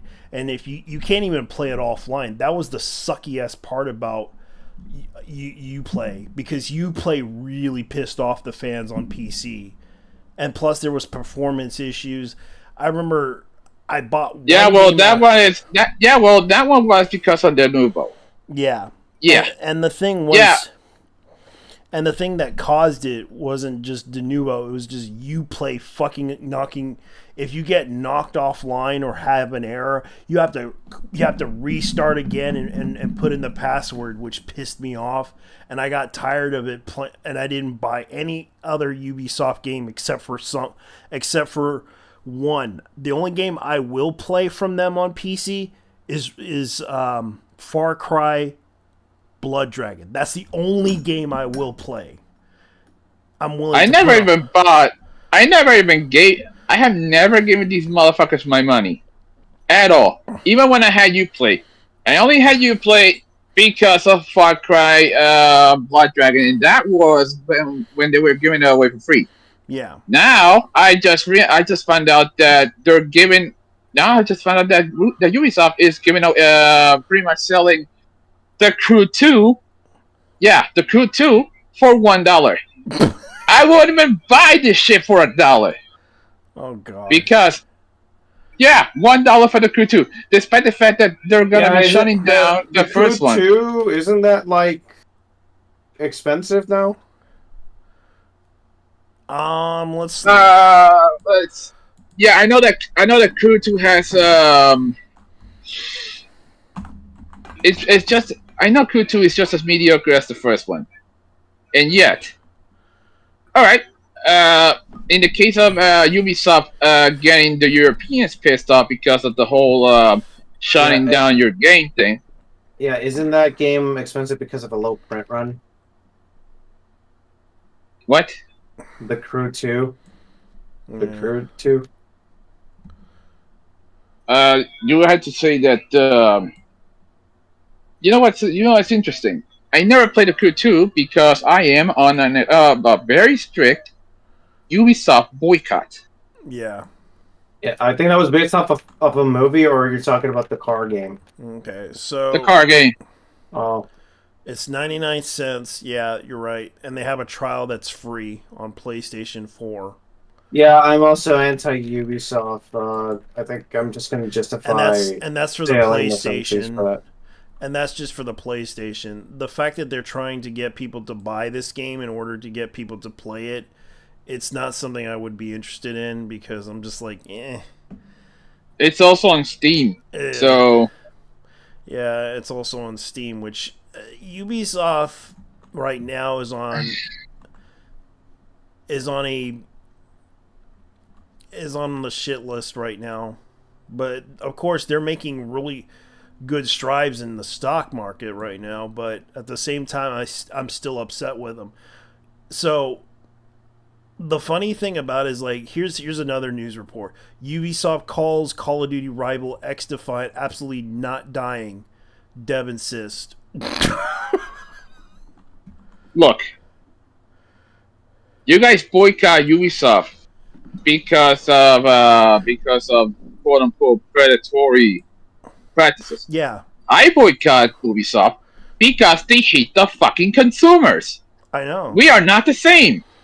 Yeah, and the funny thing about it is, like, I'm looking at this going like, okay, so this new X-Defiant game that they're doing, and guess what they're trying to make it? Free to play. Yeah, most fighting games are trying to go into the free-to-play route, like Multiverse. There's one I'm looking forward to, the League of Legends one.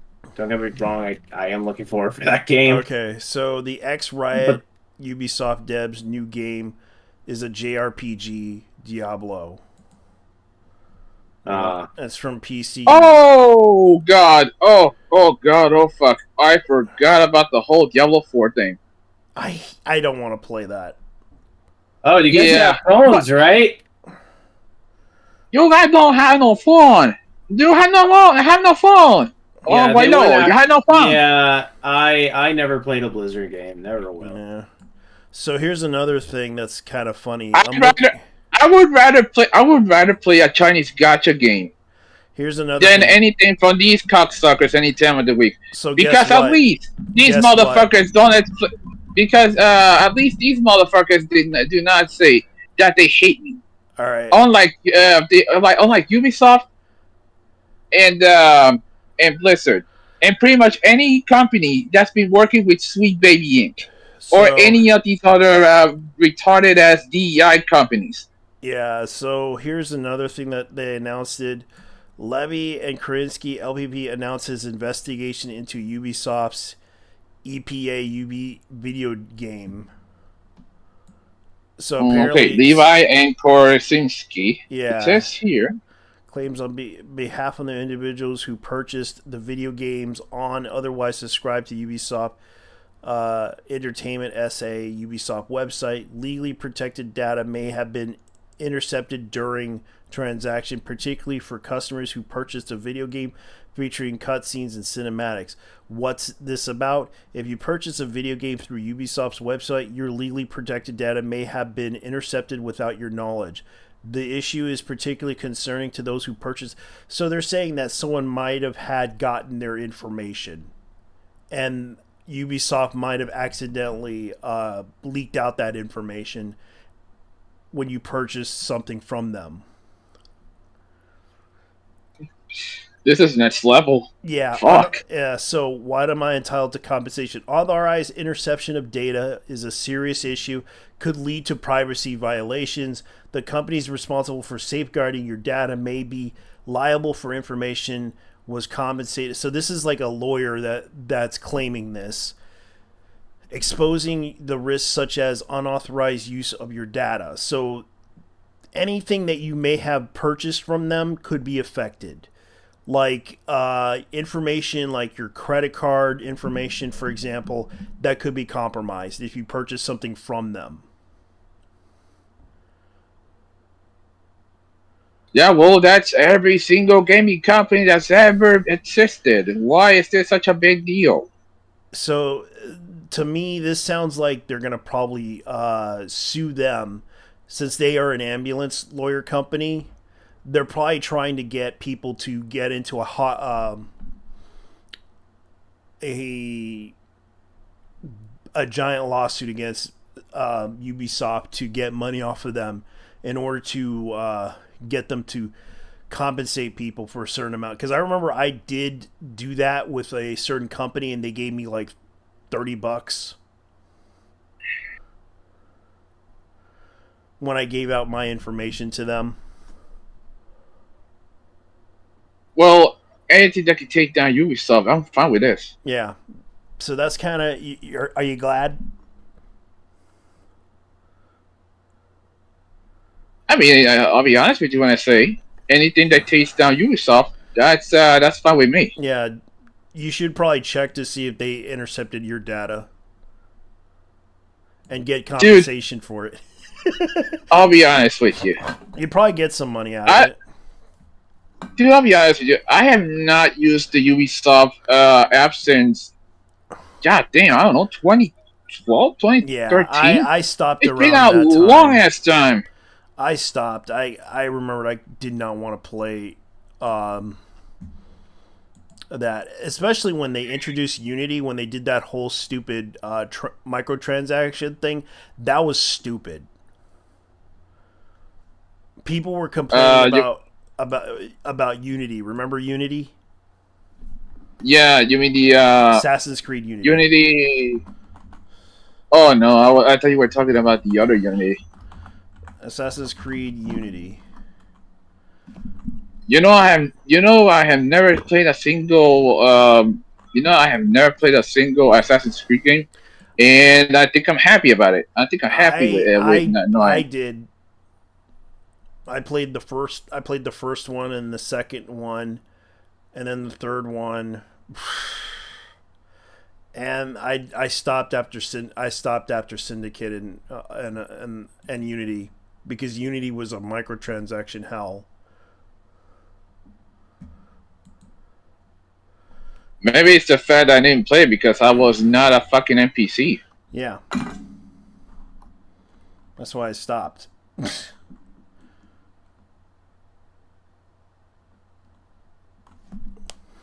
All right. Yeah, so that's pretty much what's going on, and as far as I know, that's kind of what's happening. So I'm gonna probably change the subject because I know you're pretty upset about this. You heard about Devil May Cry, right? Oh god, yeah, I know about the new show. I'm sorry, but removing the original voice actor for Dante was just a cardinal sin. Yeah, so they're making a Netflix adaptation to it.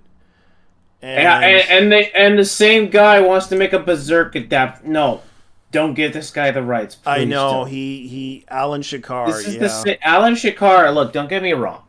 He made some good YouTube videos, especially I did like his Punisher. Yeah.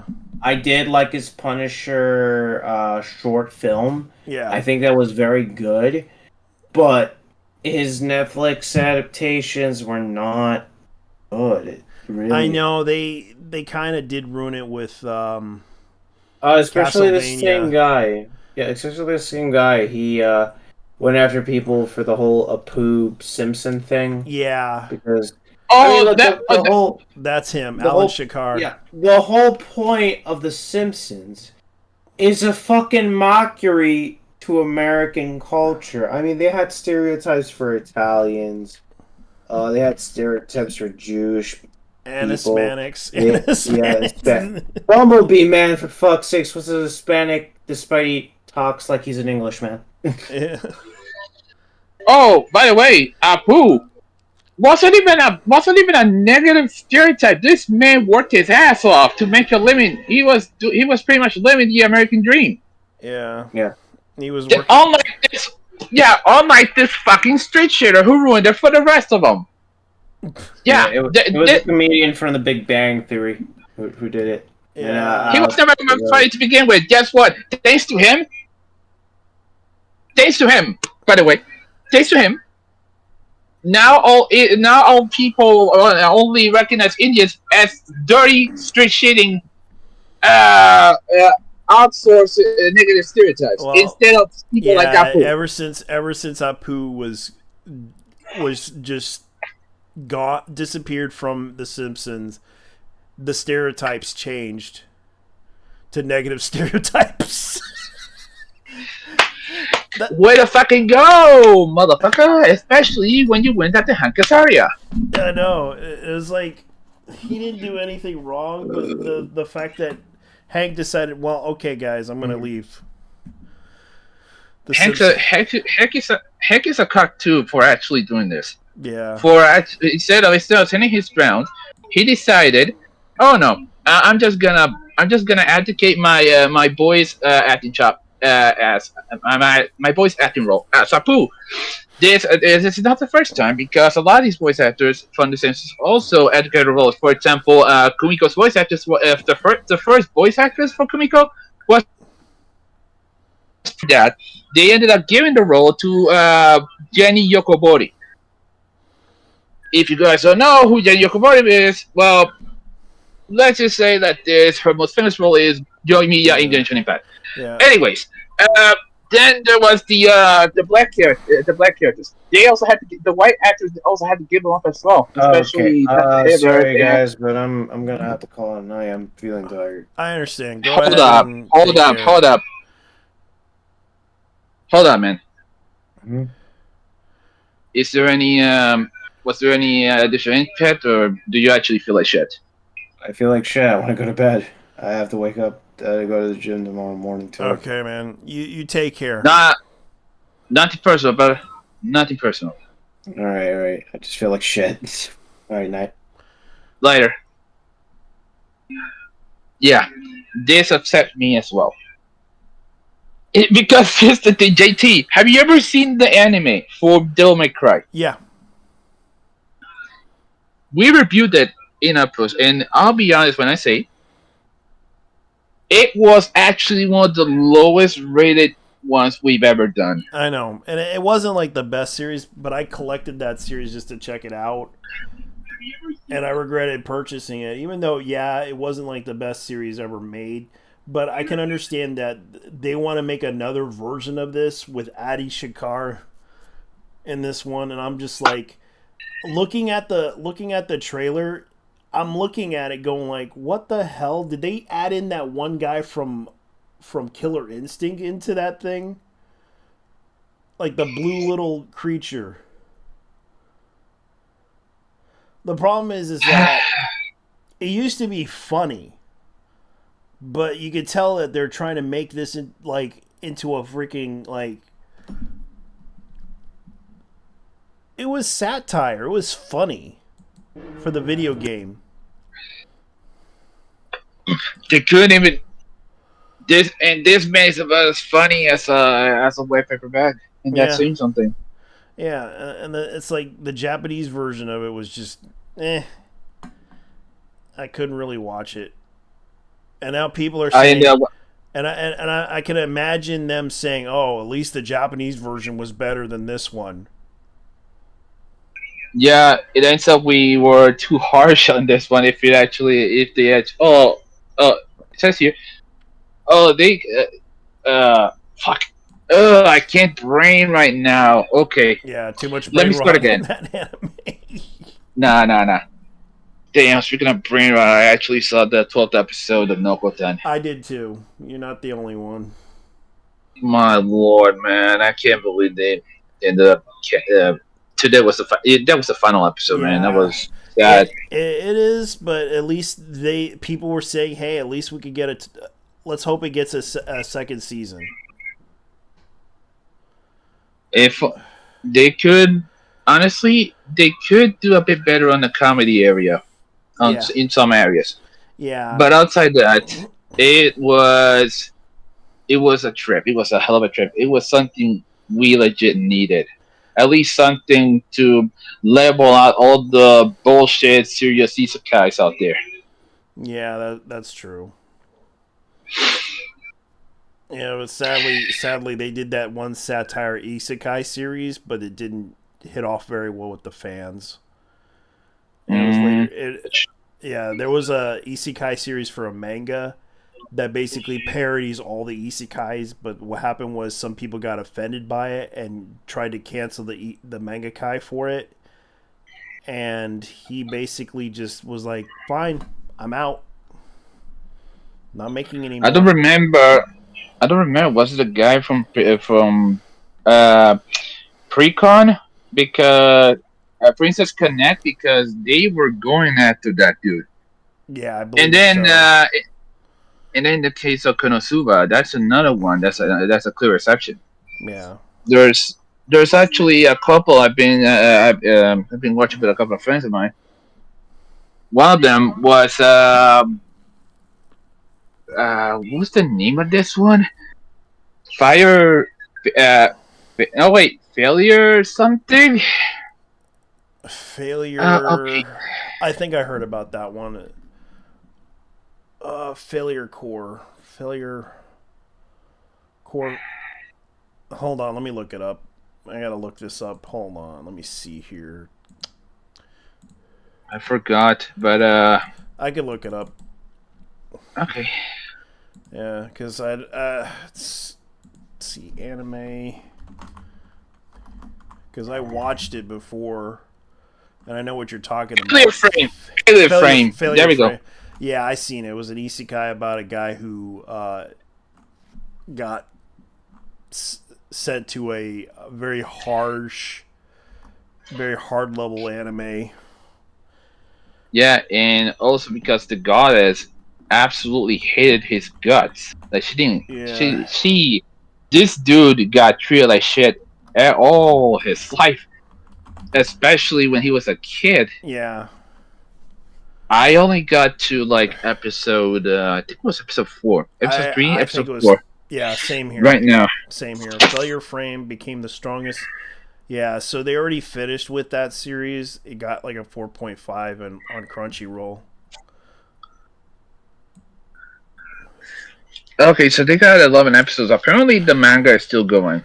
Yeah, because right now it's not really popular, but it got up to 6.5 on IDBM.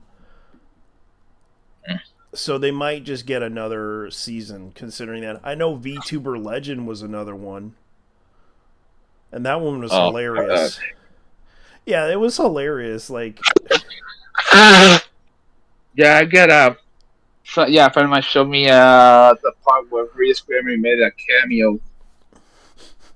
I know, and they had all the voice actors from not Phase Connect, but from It was Whole Live, or was it even Whole Live? Yeah, it was Whole Live, right?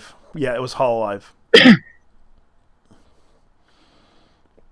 And they had the cast from Hololive to play. Let me look it up because they had YouTuber Legend. So let's see, Fujika Fantasia Bunko, a light moment imprint hasn't. Okay, so Kadokawa Shoten, blah blah blah, the plot, blah blah blah. So let me see what else they had. Media, blah blah blah, blah blah blah. Let's see, anime. Let's see who else they have. So they did use the series makes use of the live 2D thing. Okay. Mm-hmm. Okay, so they had the opening virtual Showtime song performed by Akawa Yuki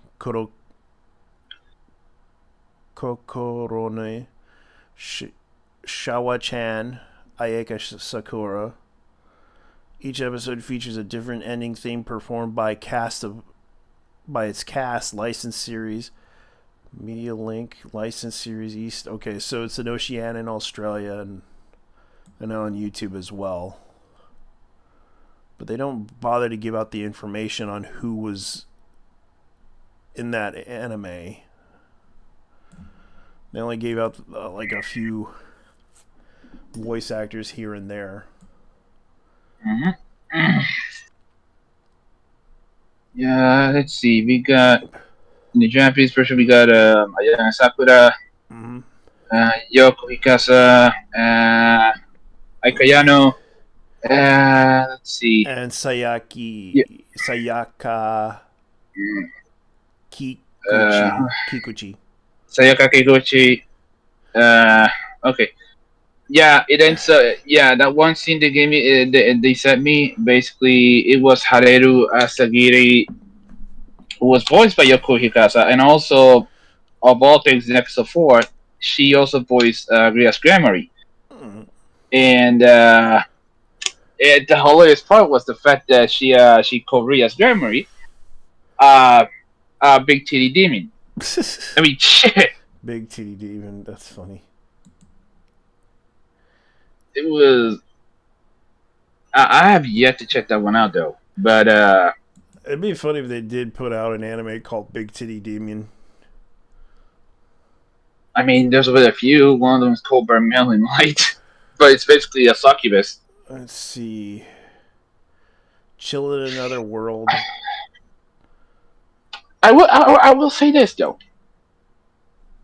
I actually do feel bad for the fact that we had to deal with the fact that this absolute jackass not only did he do the latest Doma Cry adaptation, wasn't this dude also responsible for the Castlevania one? Yes, he was the producer for that one, and also he also did that one with Blood Dragon, Far Cry Blazerhawk, which just didn't do so well.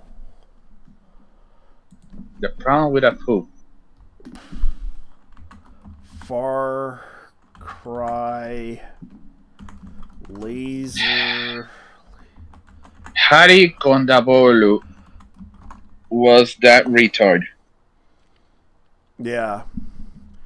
So they did make this game, Captain Laserhawk, which it didn't do so well. Captain Laserhawk, the game is coming home to, which a lot of people wanted another sequel to Blood Dragon.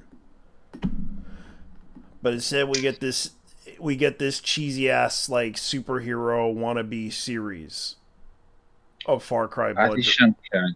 Yeah. So I'm taking a look. Adi Shankar, he also did okay. So Captain Laserhawk, The Guardians of Justice, Yeah. Power/Rangers, the fan film for Power Rangers. Yeah.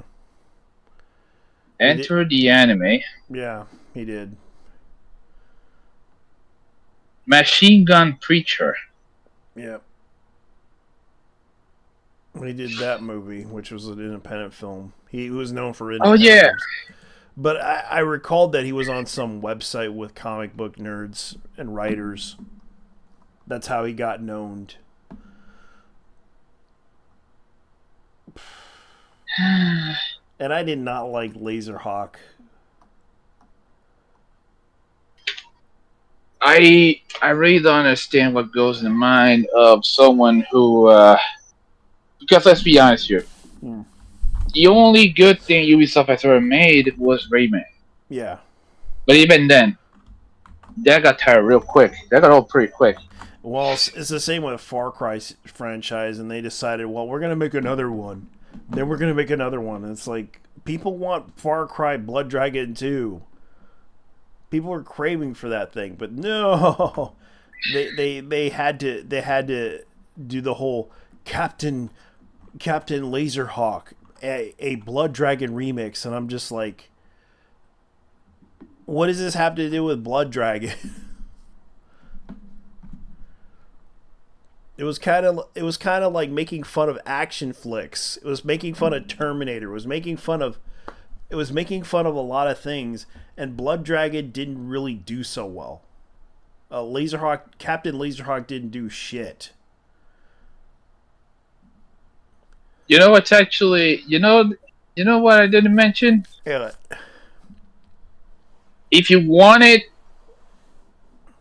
yeah, when it all these people who complain about predatory monetary practices, yeah, they had never played a Gameloft game, and it clearly fucking shows. Yeah, because Gameloft is the very definition of predatory monetization.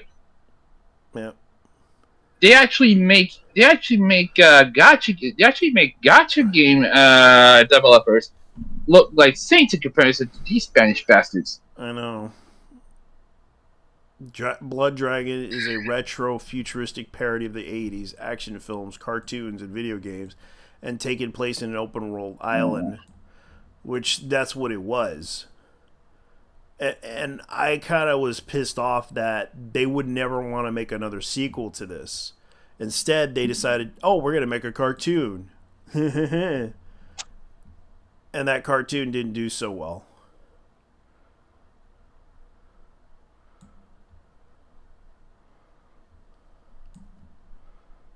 Oh, dude.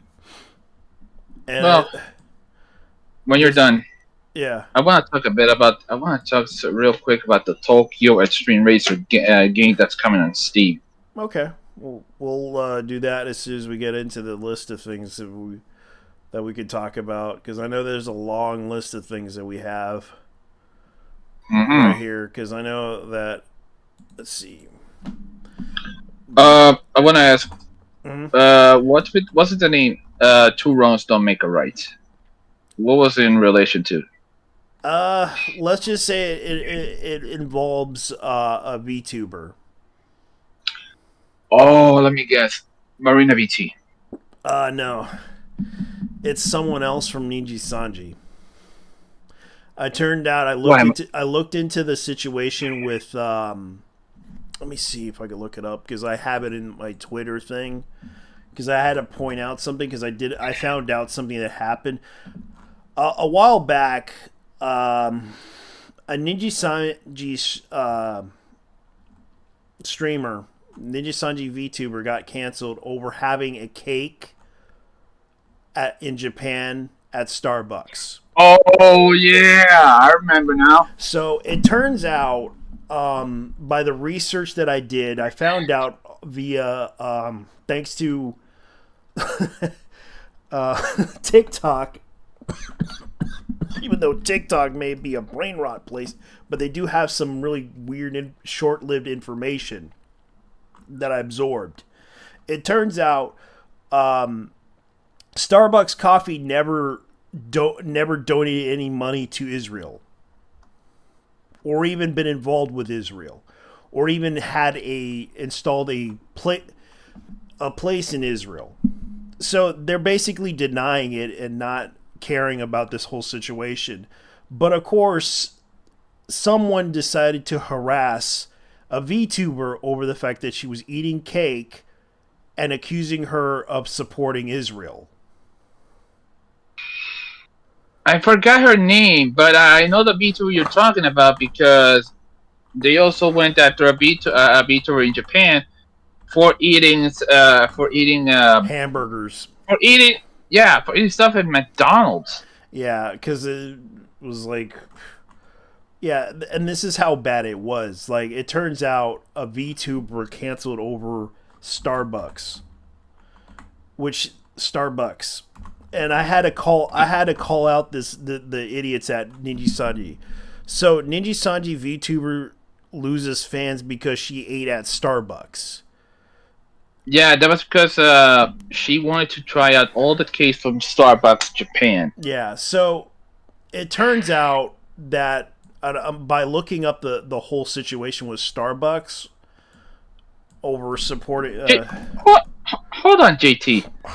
This happened months ago. Yeah, this happened like 6 months ago. And by looking into the thing, it turns out...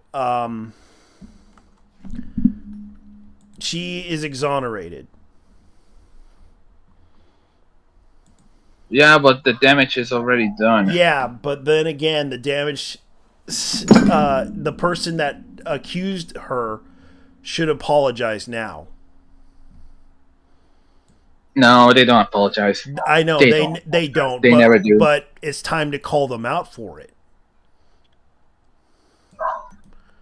It's better than nothing, I guess. Because it's not gonna. I don't think it's gonna happen though. I know, but we need to call them out for it because Scarla Yugani, you're not guy. Scarlett Yonaguni. Yanaguni. Scarlett Yanaguni was canceled. So I'm gonna go ahead and say this: the fact that this person went after her, and I'm gonna point out something right here. Because let's go over the whole Starbucks thing. Because according to the source, which was the AI that pointed it out, Starbucks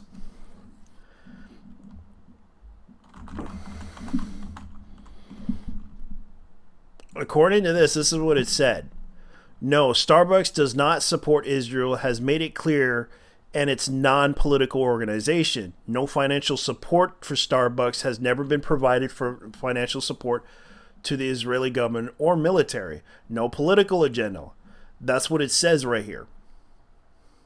That is a damn lie on the fact that Starbucks is apolitical. Let's be honest here. Yeah. Because they have been known for supporting the Democratic Party. Yeah, they are. But what does the Starbucks said about the conflict in Israel? So this is what is going on. The boycott campaign about Starbucks. there's not much evidence to claim that they are. But I'm just pointing out, are they supporting Israel? No, they don't, because Starbucks is a progressive company. Yeah, and the funny thing is, here's what's going on. Starbucks franchise lays off workers in Middle East amid the Gaza tiered boycotts. And that was on March 5th. Since Israel-Hamas war began, Starbucks has been forced to deflect perceptions because of that whole protest thing that ruined their reputation, because of the fact even though they had Howard Schwartz provides financial support to Israel. Is it true? No, absolutely untrue. The rumors about Starbucks or Howard provides financial support to Israeli government or the Israeli army is equivalently false. Because he was there until 2018. He's no longer the CEO of the company. Mm-hmm. Okay, so he was there from 2020. Okay, so yeah, he was there around that time, and they're attacking Starbucks like idiots.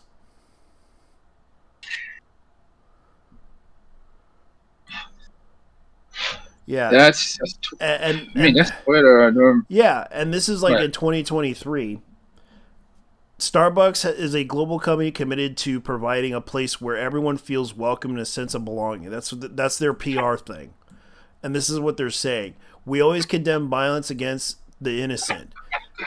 And despite the fact that this kid went after her over fucking eating Starbucks fucking coffee and didn't bother to do any fucking research, he deserves to be called a fucking idiot for harassing a VTuber over having Starbucks fucking coffee. A cake. It was Starbucks cakes. A lot of them, in fact. Yeah, she just. Oh yeah, go off. Yeah, and the fact that this pissed me off to the point of it. What we do to fund food aid to communities needed. Starbucks Foundation, along with the global licensing partners, have provided over $3 million to World's Central Kitchen to provide more than 1 million meals to families in Gaza. So, are they a bad company? And this was back in December of 2029. 2029. Yeah, a year ago. Dude, hold on. You said 2029. You mean 2023? Sorry, I misread that. 2023. I am off my head right now because I'm so pissed off. Yeah. Because this you're reading into the future. You're a psychic now. The thing is, they basically didn't give any money to Israel.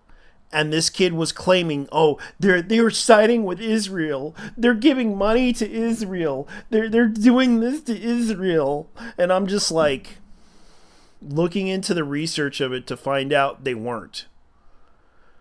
This turned out to be a huge conspiracy. Harassing a VTuber over a nothing burger. And that person deserves to be called a losing fucking moron. Because they did not prove... They canceled her over having Starbucks cake. No proof of giving money to Israel. They denied it. They have said this. They even gave money to the Middle East. What the fuck's your problem?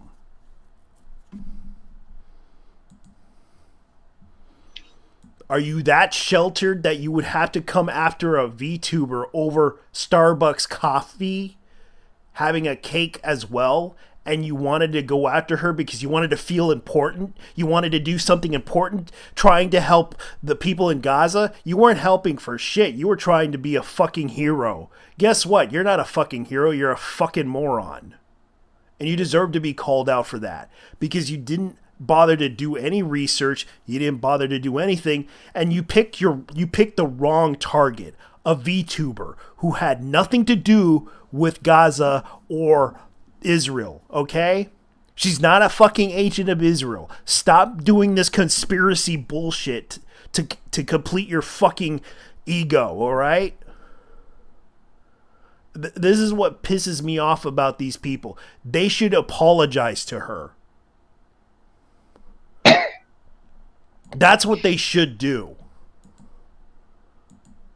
They should have fucking apologized to her. That's what I'm going to say to you and everyone else out there. Everyone should apologize to that Ninja Sanji streamer. To that VTuber that you canceled over a fucking stupid nothing burger.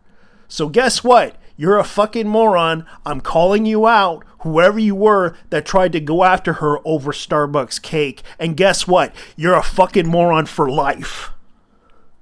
That's all I gotta say. Yeah. That whoever did this, Ninja Sister or not, you are the biggest retard that we ever had to deal with, and we had dealt with some absolute retards in our lifetime. Yeah. I'm really pissed off because that's what's happening. We got a bunch of morons on the internet that want to become heroes. And that's the truth in the matter. Like, they literally went after her over a nothing burger, having Starbucks coffee in Japan, and a cake. That's the sad part. We're dealing with morons who have no self-awareness in their mind to realize, oh, they didn't bother to donate anything to Starbucks. Because I looked into this whole thing. Are they the only thing they're guilty of? Starbucks has been involved in disrupting with unions and organizations. That's the only thing they're union busting. That's the only thing. That's the only evidence they have. So, guess what? Scarlett Ugani is innocent. The Free Palestine idiot. The only thing Starbucks is guilty of is union busting. They should sue the chatter responsible for misinformation and defamation. That's what Ninja Saji should do. Ninja Saji should absolutely sue this person. Get their information, dox this motherfucker, and get him for a lawsuit for defamation and misinformation. Yeah, but you guys seem to forget that we're also trying to take down Ninja Sanji for being a black company. Yeah. But unfortunately, this person needs to learn their lesson.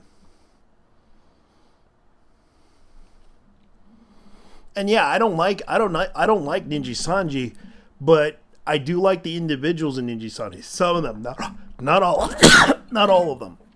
Some of them are good people, but it's sad that there are bad people in that business that are really bad. At when someone comes up with a good idea and it becomes successful, they try to shut it down. A friend of mine said it best.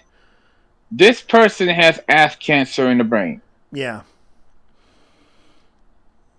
And the fact is that they're trying so hard to cancel somebody over a fucking goddamn having a cake at Starbucks. Please.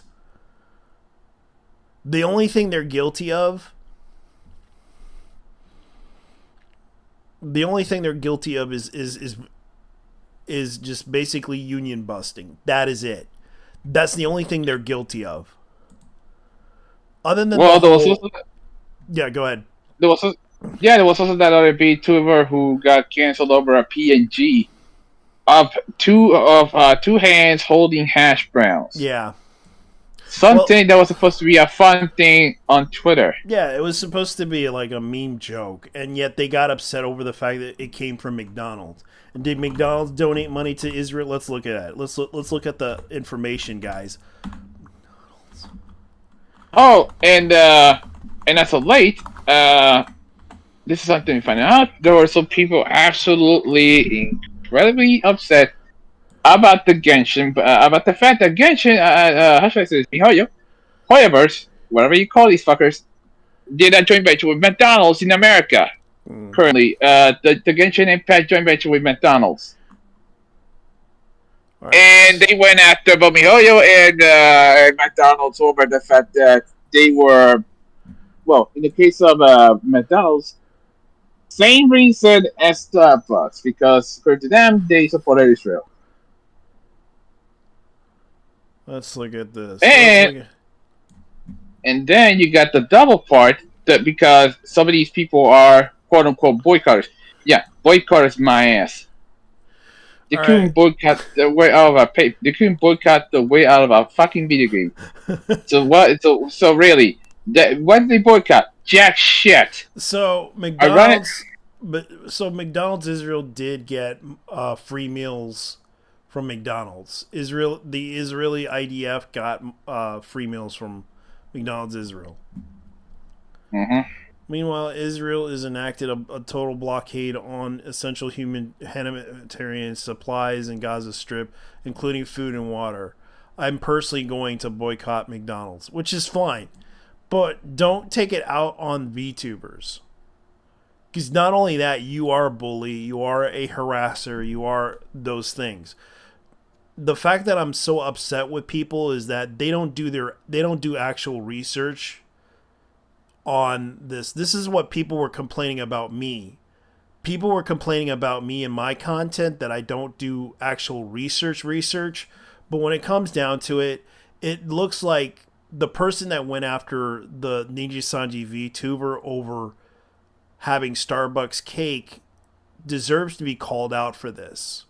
Because the right thing to do is to tell people, hey, I don't want you to eat McDonald's because it supports, but they just don't care because they're not involved in it. It's just McDonald's. What can we do about it? The fact that people are not involved in your little boycott, you don't have to force people or support them.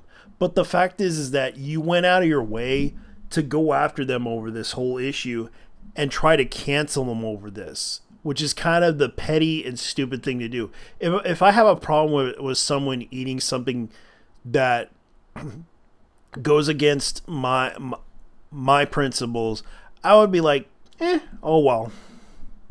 I'll just avoid them next. I'll just avoid them. I don't have to go off on them and tell them that. I'm just gonna go walk away and say, hey, I'll see you later. I'm just gonna go. You take care.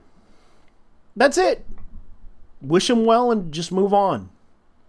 But no, they got to have this attitude and harassing the person over this stuff. And that's the problem. Like, you're upset that they were like having fun, trying to eat like a burger or hash brown on a PNG thing, and you want to cancel them over that.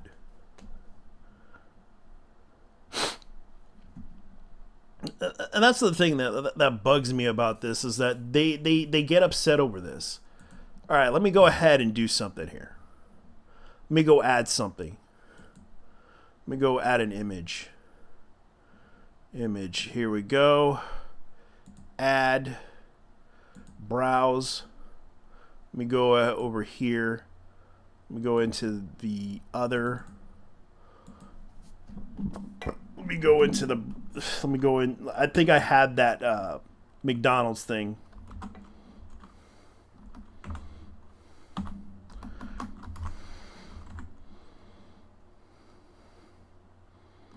Burger asset. Here it is.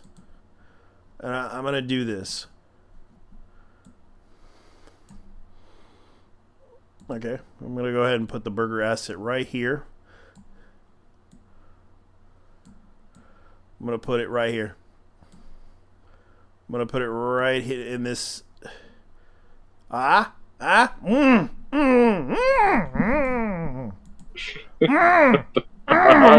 This is good. This chicken sandwich is good, man. Yeah. I'm eating the chicken sandwich in front of the people in Palestine. Yeah. It tastes so good. Yeah. How does it feel, guys? I'm eating the fucking chicken sandwich.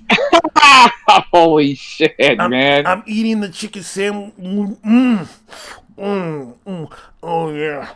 Oh yeah. I'm eating a chicken sandwich. Oh,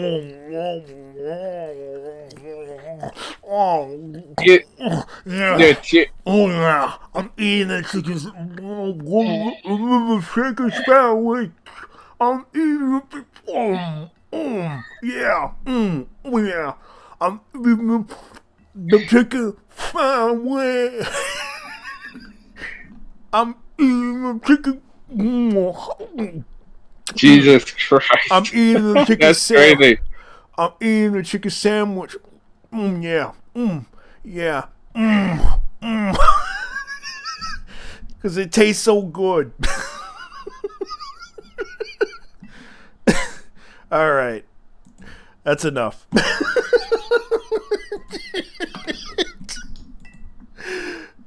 Damn, bro. I know. It's like they got so mad at me for eating a chicken sandwich.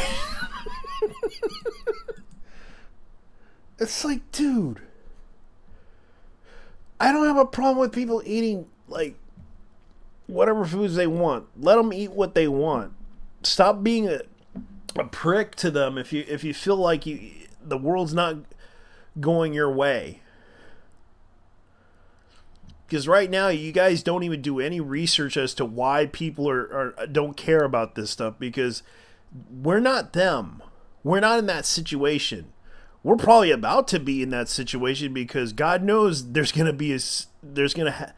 something that's brewing in America, and right now people are literally are hoping that it doesn't happen, but it will happen someday. That there will be people fighting each other over stupid shit. And I'm not joking. This is going to become a problem soon enough. But that's kind of how I feel about it. All right, let me switch over to the thing. There we go. Now it's working. I'm so mad. That's pretty much how I feel about that whole situation. And I was like talking about the new Pat Labor series, possibly the movie and the animated series coming out soon. And also the fact that they're having like here's something that I'm going to point out. This guy actually made Simon George Conrad Hill Williams got a Yu-Gi-Oh burial.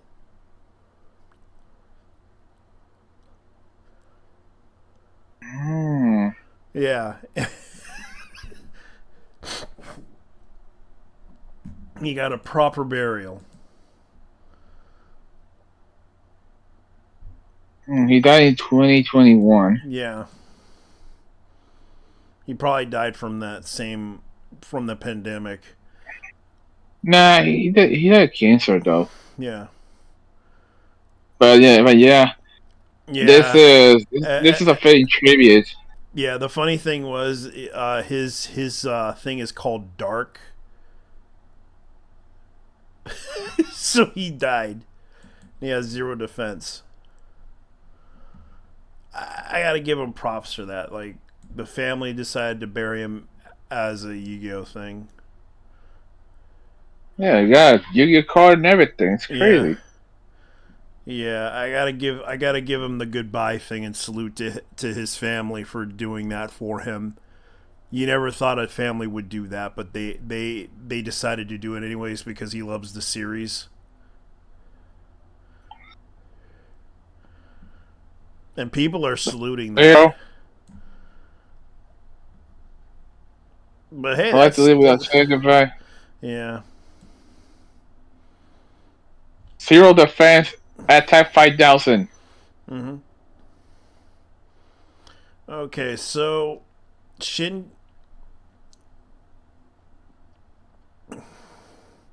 Oh, so they did launch it.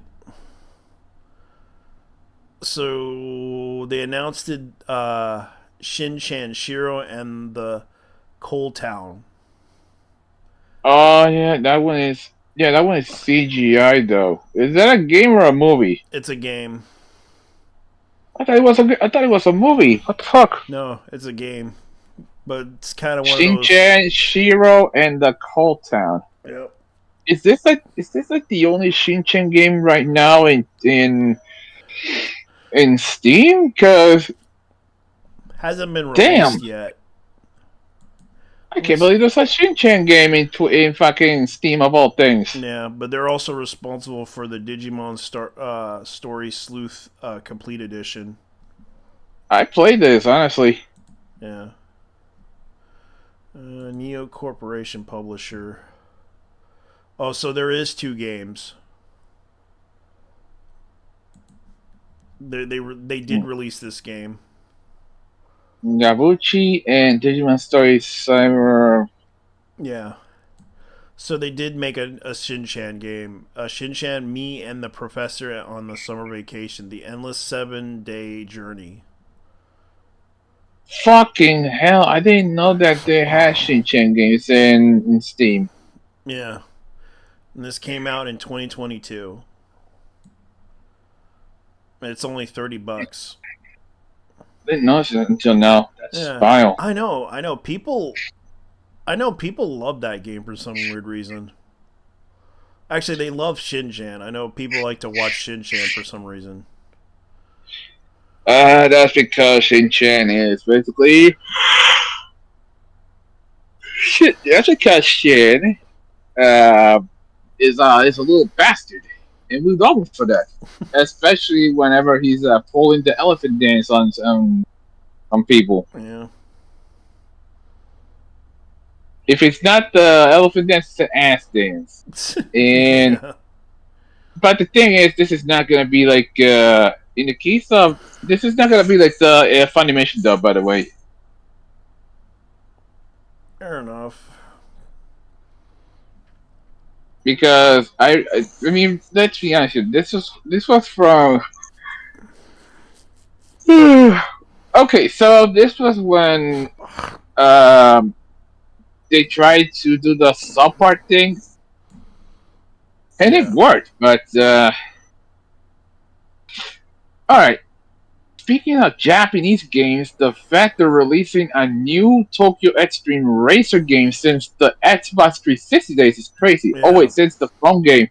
The phone game didn't exactly do very well, and of all things, it was region locked in Japan. Wow. Yeah, Genki, the company that developed it, was never exactly a big company. Hell, this was their side gig because they have another side gig, and that is our racing team. Yeah. Yes, this video game company actually has a racing team of their own. Yeah, or at least had. I don't. Yeah, because I saw the advertisement for this, and I thought I might as well share it with you because you were always into the racing games, and I thought, okay, I might as well give this to you because this is what I saw. And I thought, okay, I'll look at this and show it to you because this is actually pretty interesting though, because they actually were showing like the demo of the Nissan Skyline GTR V Spec 2, which is kind of what you were expecting. Like this was actually pretty beautiful. It actually has a soundtrack, but you can see right here. The R34 GTR was one of those legendary vehicles from Japan's second Power War, which was the 90s. Yeah. Although, unfortunately, it has been ruined it has the reputation itself has been ruined thanks to TikTok. But outside that, I guess I can't blame them. Yeah, it's the same. Like it's the same with the Toyota Supra. Yeah. Okay. That being said, however, I am actually looking forward for this one because I couldn't play the Xbox 360 one that came out, and I am an avid enthusiast of the Tokyo Xtreme Racer series. Yeah. And this is by the way, Genki Kill LDT, which Yeah, that's Genki. Genki has a long history of racing games, and as a matter of fact, not only they have a cult following because the Tokyo Xtreme Racer series or Shutoko Battle is actually the closest thing to the most realistic of Japanese street racing. In fact, this game really goes into it. 101 scale of the Japanese racing street racing scene. Yeah, but you look at this, like they only have photos of the Tokyo highways right now. Yeah, and I can imagine they're probably still working on licensing cars in this game. Not just the licensing. Unfortunately, I think they have a huge challenge on their hands. Yeah. With one of the manufacturers, and that is Toyota. Because Toyota has pretty much explicitly said they will not be putting their cars in street racing games because according to them, street racing actually gives them a bad reputation. Yeah. This is actually not the first Japanese company to do this. Honda did this when Tokyo Xtreme Racer 3 came out. Hence, why we couldn't get Honda in Tokyo Xtreme Racer 3 when they ended up licensing the cars. Yeah, so they did. have the Sega Dreamcast version of Import Tuner Presents Tokyo Xtreme Racer. Yeah, as a matter of fact, this goes a lot further. Shutoko Battle actually goes as back as the Nintendo days, the Super Nintendo. Yeah. And also the PlayStation era. Yeah, and it's kind of sad that this game is returning, but unfortunately there's one big problem. They can only get a certain amount of cars in this game. So I'm guessing there's a licensing issue, and they're trying to convince all these companies to, hey, we want to make a racing game, a street racing game for this for PC to return. For the sake of pride of the Japanese, please bring it back. Put the cars into the game. For Christ's sakes, who cares if you get a bad reputation for it? It's just for the fun of it because people want to play They want to play a game where there are cars that they want to play with. Oh, and one more thing. Mm-hmm. If it wasn't for street racing, they wouldn't be having the reputation that Toyota has when it comes to cars like the Toyota Supra and the MR2. No. Guess what, Toyota? You're fucking up your audience by actually not letting them add your cars into street racing games. Yeah, but the funny thing about it is, like, here's another thing. A lot of people don't know this, but if you add nitrous into a Honda Civic, it could run faster than a just a Honda Civic, pretty much any Ford Mustang. Not just a Honda Civic, but pretty much any car out there because nitrous. A nitrous kit, if well installed, will actually give you a slight advantage. Yeah. But the problem is, as long as the engine doesn't explode, though. Yeah. Okay. What else do we got?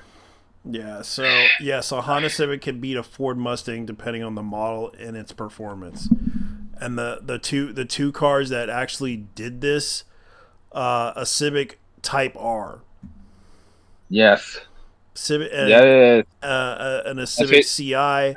Civic is an illegal street.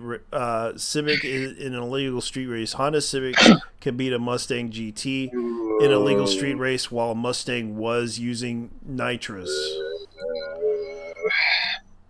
And Civic. Well, this isn't. I mean, it wasn't the first Civic to do this. Yeah. I mean, this isn't just a Honda Civic thing either, because every car in existence. Actually, they still. I mean, not just kids are universal. Yeah. Just for this one. But yeah, the fact is, I sincerely think that Genki will probably sell this for at least $40, maybe less, because they are also not exactly a high budget gaming company. Yeah, I noticed based on what they're showing, I think they're trying to put out. But the fact that the streets look nice and everything, it's just they don't have cars in this. By the looks of it, they only have like, oh, we're making a street racing game. We're showing we got another car up and running into the game, and that it's the skyline. And I'm just like, okay. It's a showcase. It's currently a showcase right now. Yeah, it's currently in the trying to demo this game to see if it works. The biggest problem is that a lot of people. I would like to see this game come out. I would like to see this game hopefully will be interesting because of the fact that people are waiting for a street racing game for a long time, even though most people were disappointed with what EA did with the Need for Speed series. Yeah, especially what's the name of this one? Unbounded. The Unbound, the latest one. Yeah, and also and not just because of the shitty soundtrack, but this game ended up being in the case of Need for it ended up being worse than Need for Speed Heat in comparison. Yeah. And they try to rebrand Need for Speed to something else. I forget what it was called. NFS.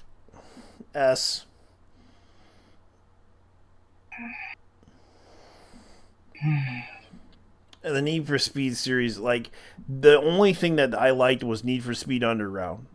And then they try to bring it back with Need for Speed Underground 2. Let me tell you something. A lot of people, the Underground and Most Wanted era was that one era of Need for Speed when they decided we're not gonna do supercars anymore. We gotta do cars for the common man. And then in Most Wanted, in the case of Most Wanted, they wanted to be as unhinged as possible. Yeah, they wanted to put in the Lamborghinis and Ferraris. Not just no. Here's the thing: unhinged in the sense that they straight up. If you here's the thing. That's something you won't understand if you never played Need for Speed Most Wanted. Mm-hmm. I assume you never did. I never did. So, basically, if I had to sum it up, Need for Speed Most Wanted was basically be the worst of the worst. Be the worst of the worst, and then fuck up and raking as much bounty as possible. Yeah. That was the point of Need for Speed Most Wanted. You were supposed to be the fucking worst. The point of Need for Speed Most Wanted was basically you were how should I say this? Not only were you supposed to be a street racer, you're supposed to be the most unhinged one of them all. Hence the name Most Wanted, as in how many police officers can attract? Yeah, especially. And you're supposed to get all these car chases. Oh no, not just that. Destroy as many things as possible, as many cop cars as possible. the beauty of Most Wanted. It wasn't like any Need for Speed game ever since. And here's the thing: a lot of people tend to forget that Need for Speed actually started with hypercars and supercars, and then in the mid 2000s they tried to come back from that, and then they come back and decided, yeah, we're gonna how should I say this? We're gonna attract the influencers, because that was what one of the reboots was. All right, let's see here. Meso Forte. I didn't watch Meso Forte, but I did watch Meso DSA though. I did see Fate. Kite. Kite.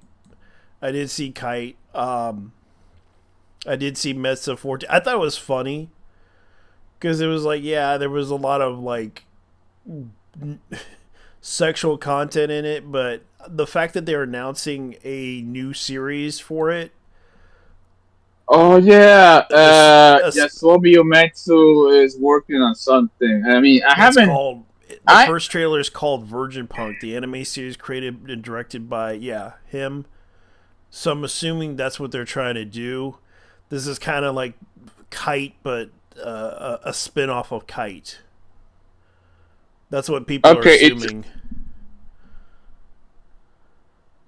In the case of Yasuomi Umetsu, I have not heard of this dude since Wizard Barristers, and that was around 2010 or 2011. I remember that anime. Unfortunately, I hated the ending though. It was Yuri bait as fuck.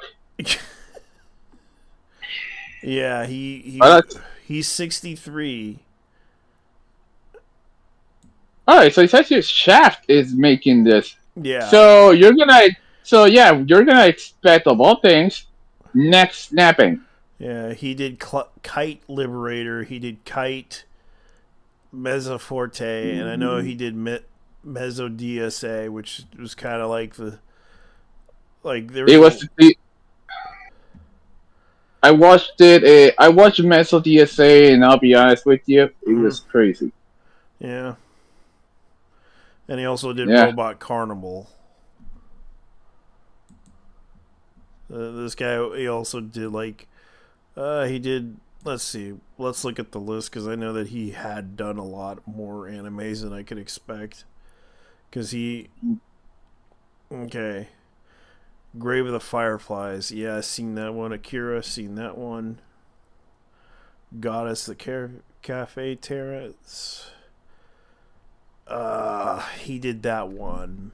Magi Record, Pula Magi, Madoka Magica Side Story, Pretty Boy Detective Club. This guy was in the animation department for Akira. Yep. All right, damn. Yeah, he has a lot of animation shops. He even did Persona 5 animation, Daybreakers, and Dimension W. So he's pretty well known. He actually is a director, character designer, animation director. He did Blood Seed, Last Dark, seen it. Ikitosen in Kyoto, didn't see that one. Blood Seed, I did see. Monogatari Taketsu. Yeah. Let's see. I did see Dante's Inferno. Valkyrie Chronicles, I did see that one. It's a good series. Kishansen, seen that one. Ikitosen, seen that one. Welcome to NHK, seen that one. I know that Kite Liberator's another one. Wait. This motherfucker was in. This guy was in Welcome to the NHK. Yep. Shit. Key animator for the opening credits. Girls High, Trinity Blood, which was kind of a ripoff of Trigun. Beck, Mongolian Chop Squad. Crimson Climax. Read or Die, seen that one. Read or Die, I've seen the movie, but not the I've seen the movie, but not the series, though. Yeah, I seen the movie. I didn't see the series. Elfenlaid, Last Exile, Ghost in the Shell standalone complex. He was a key animator. Like, this guy is a veteran. Like, this guy, Soya Blanca Legacy, I've seen that one. He did Kite for the story. He was the character designer. Kite, he was the animation director and character designer. Spraggan, he did the key animation. Chimera, oh my god, that movie. The OVA. That was like the worst Yao vampire. The Yao vampire movie I've ever seen. Cool Devices, oh my god, he did the hentai. He did the hentai, he did the first episode. Hurricane Polymer. Yeah, Polymer, that's the one. Kodacha, he did that one? Wow. Gotcha Man, he did that one, the miniseries. Dark Side Blue, he did the key animation. Kassan Robot, he did that one. The Wind Named Amnesia, seen that one. Dog Soldiers, Shadows of the Past, never seen that one. Might look it up. And he also did Mobile Suit Gundam Char's Counterattack, Lily Cat, seen that one. Robot Carnival, seen that one. Outsiders, never got to see that one. Megazone 23, wow, he did that. Zeta Gundam, Dagger Community, Lensman, Galactic Patrol, Lensman, the animated movies. He did a lot of those things. Harmageddon, Arcadia of My Youth, Infinity Course, XSS, which is Arcadia of My Youth. Future War 1990, seen that one. Wow, he did a lot of fucking animes. He started out in the 80s.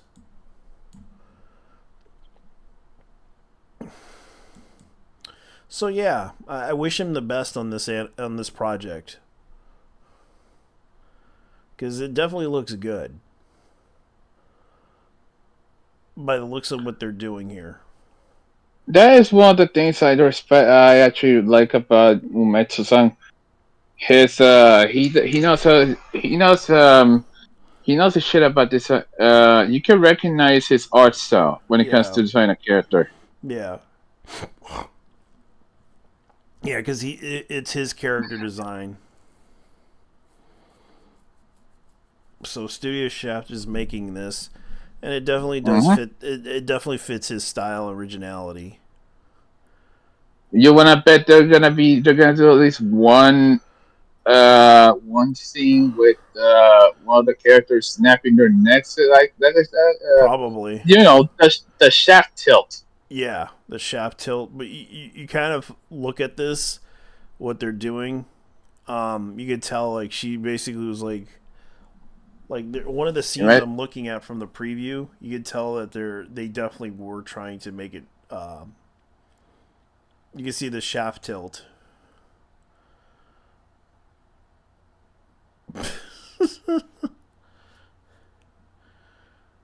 Yeah, she stopped an arm.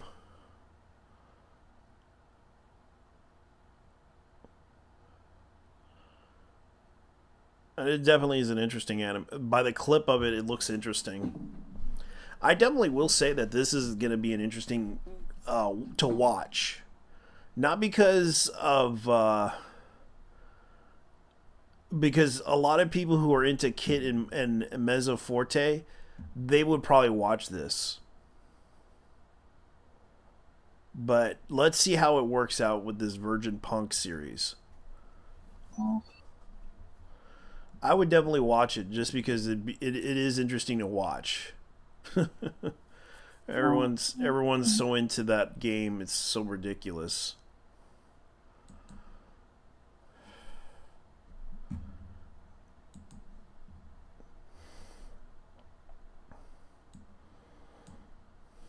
So let's see. Tower Dungeon. Nysena is on the cover of the upcoming monthly shonen series issue. Okay, let me guess. Dark Side Phil is complaining about the Gundam game. No. Oh wait, this is the Warhammer 40K one. Yeah. Oh, you know what's funny? Mm-hmm. I actually know why people are complaining, because that's because the developer is Russian. Saber Interactive. These are the guys responsible for the. These are the same people responsible for the spin tires and runner off-road series. Yeah. Yeah. But people were complaining about the online game. But personally, I don't have a problem with this game. I think it's probably fun. But considering that this is like the sequel, I do have the original Space Marines on PS3. I have the disc for that. Man, I had to listen to the news about P. Diddy. Jesus Christ. What was the with PD again? He got into too many booty holes with baby oil, and they found a whole bunch of baby oil. He got into too much. Let's just say it was too much booty holes that he inserted himself in. Oh yeah, the dildo collection. No, not the dildo collection. Baby oil. He used baby oil to ass rape everybody. Dang! Oh yeah, I forgot about that. Yeah, Meek Mills called him daddy. Diddy. Yeah. Diddy, at this point, I'm not surprised. Why did you do this, Diddy? Why did you do because this? Because the man is a degenerate. Yeah, he kind of forced everyone to blackmail them. If you don't suck my dick, you won't be able to make it in this business. And then he blackmailed other business people to not get him in there. Oh yeah, speaking of which, they're doing a new animation project for Netflix, Cyberpunk, and C-Ray has announced it. So they're making a new Cyberpunk series. They couldn't even, man. They couldn't even. Okay, if it's not done by Trigger, I am not interested. Yeah. Yeah. Here's another story. But the first one was successful. The animated series. Yeah, Edgerunners was the shit though. Yeah. Let's see what else. Historical Shin-chan action, The Blue Wolves, and Meibu. So it's going to be based on a historical Shin-chan. The famous Shin-chan, which were considered like the police force in Japan. Yeah, this was okay. So this was during the Meiji Restoration era. Yeah. Or was it? No, wait, it wasn't Meiji. It was the. This was okay. 1800, late 1800s. That was the. Yeah, it was. Yeah, it was Meiji. Yeah. And it's based on Shin-chan in the 1860s in Kyoto. Let me see what else. Oh yeah, which I already told you about that one. The car racing series MF Ghost by Initial D creator Shingeki Sushi has 5.8 million copies in circulation of volume 1 through 21. Yeah, Shuichi Shigeno. Yeah, Shuichi Shigeno. So the anime series will start on October 6th in 2024. Yeah, I'm probably guessing that. I'm probably guessing the pacing still is still the same. Yeah. I legit lost interest in this show. People are probably going to lose interest to Mappa after what happened. The new trailer for Mappa, the original anime TV series Zenshu, will reveal the New York Comic Con on October 18th, and is confirmed to stream on Crunchyroll. The original Anime creation drama about a genius anime director woman who is facing a new challenges directing a rom-com anime when she what? Show more. when she herself has never experienced loved. So it's basically just a self-inserted rom-com with a rom-com. Huh, damn. Oh, so I remember this series, Skip Beat. Oh, really? Skip Beat? Yoshiki Nakamura will go on hiatus due to health. I wish this person the best because I used to remember Skip Beat. I watched the anime. It's actually a good series. A long-running shoujo manga about a girl tackling the entertainment industry to take revenge on her ex-boyfriend. So basically, Taylor Swift the manga before Taylor Swift became famous. Yeah, basically, but except Taylor Swift got help from her family. She didn't get help from her family. The problem, here's the problem too. Yeah. Maybe Taylor didn't notice that maybe she's the fucking problem. Yeah, but the problem is that her family is rich. In case you're wondering about that. Yeah, why am I not shocked? Yeah, because her dad was a stock market genius. Oh, I was gonna say that he's a Fed. Never mind. Something like that, but also the fact he graduated in the University of Delaware, where the president did his speech at. Yakuza Battle Action Kagara Modoshi by Kyoto is getting a French release. Well, maybe sooner or later. School Villains is getting a French release in 2005. Okay, so that's a French release. Piano's coming. Drama Rhapsody Red. I was gonna ask. Mm-hmm. Okay, I was gonna ask. Did you check out the Beetlejuice movie? I wasn't able to. I was rewatching the first one. I tried to get my nephew to watch it with me, but he didn't get into it. Yeah, yeah, he tried, but also he was tired. He was practicing a lot today regarding baseball. Oh, really? Yeah. Jeez.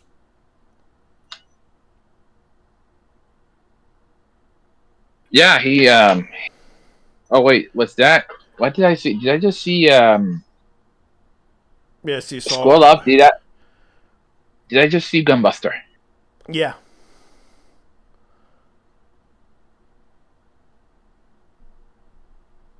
Thespian Let's. Oh wait, that's nice. The guy uploaded the song. Oh. Top Nira Fly High. Oh, that is legit a good song. Yeah.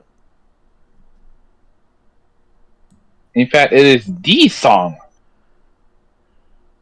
Top no Nerai Fly High. Yeah, Top Nira. Yeah, that's the intro. Yep. It has been a while since I've actually seen this. Here's the thing.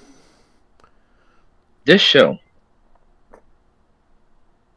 actually, it ends up that Gunbuster is 100 times better than Evangelion. It actually is.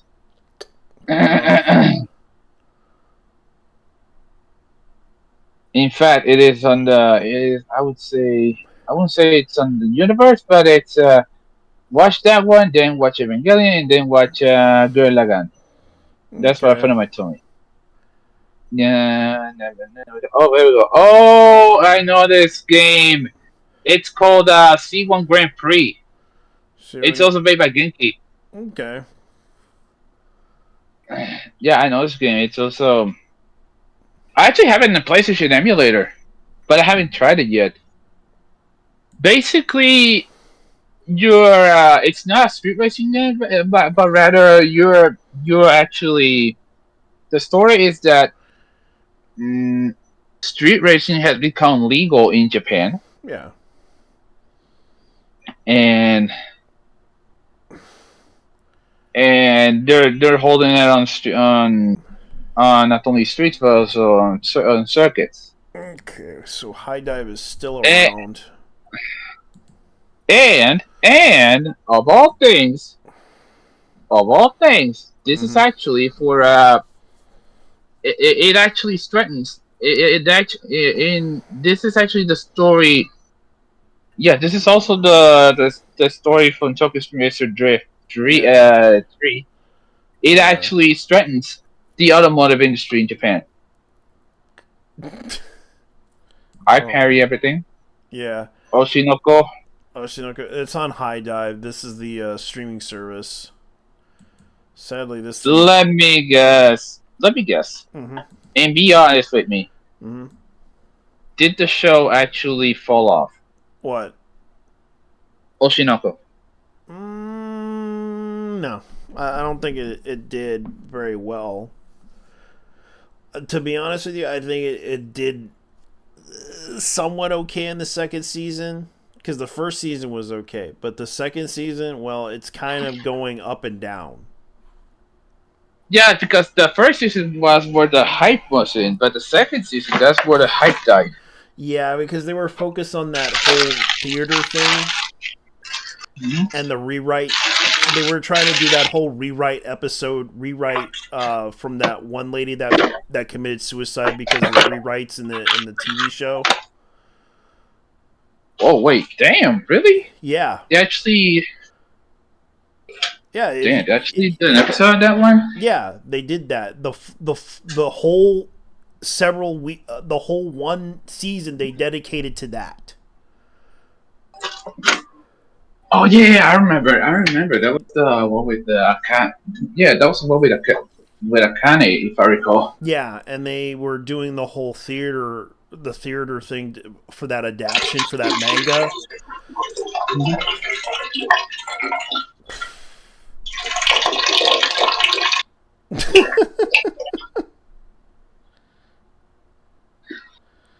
I guess to pee, damn it. I understand. Let me see. The thing is, like, that whole episode was dedicated. That whole one season was dedicated to that, because the lady who committed suicide for rewriting the episode, because she had to do it by herself. Oh. Yeah, you know who I'm talking about, right? Yeah. No, Yeah. wait. To that one. What's the name of it? To the one wrestler who committed suicide because of all the bullying. Yeah, but there was also another writer that committed suicide. The mangaka.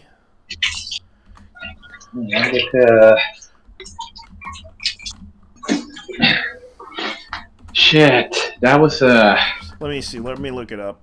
Herself. The mangaka who killed herself in for. Yeah. Yeah, because of that one adaptation that absolutely went to shit.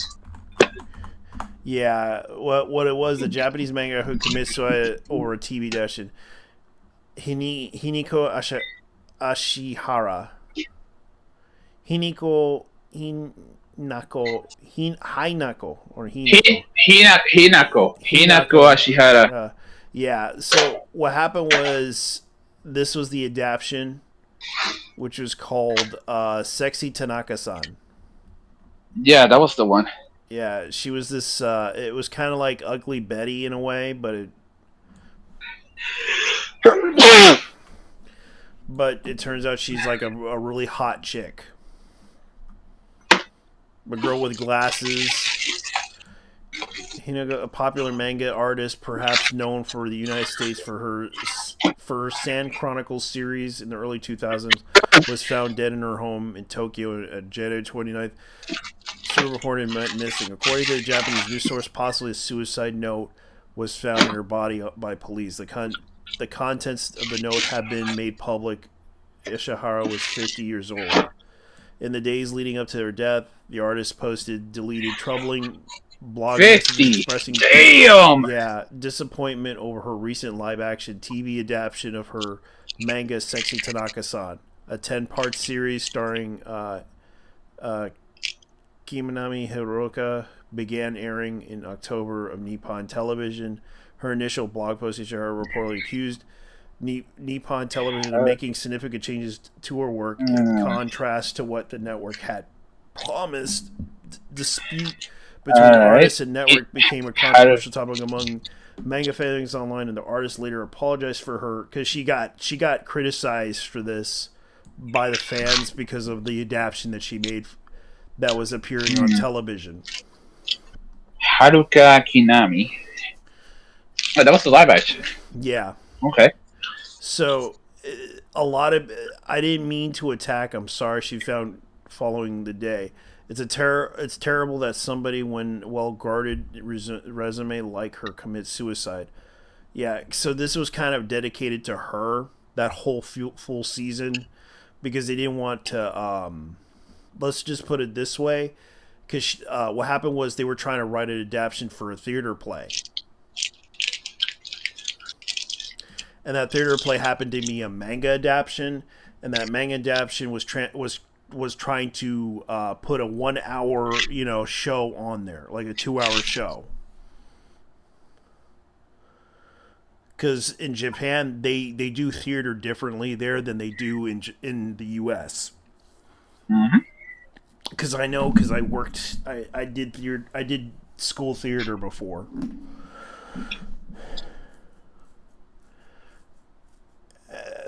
And it was kind of sad though, because she was getting a lot of flack for this. To my understanding, she was she tried to talk to the fans and try to reach out to them, but to no avail. She kind of was like, oh God. And I do feel bad for her, because this was dedicated to her. That was the whole point of that whole manga story, was to basically for the season 2 was to basically just tell people there's other way, like it does the what if we could just do it the other way around and try to improve on it.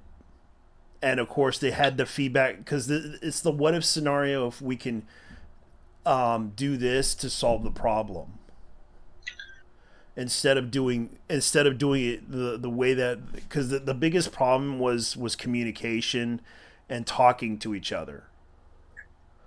And the fact that this was all basically the perspective of the writer saying, hey, maybe we should do it this way so that people could, so we don't have to have this to resolve this conflict, because that's kind of how that the story was going to.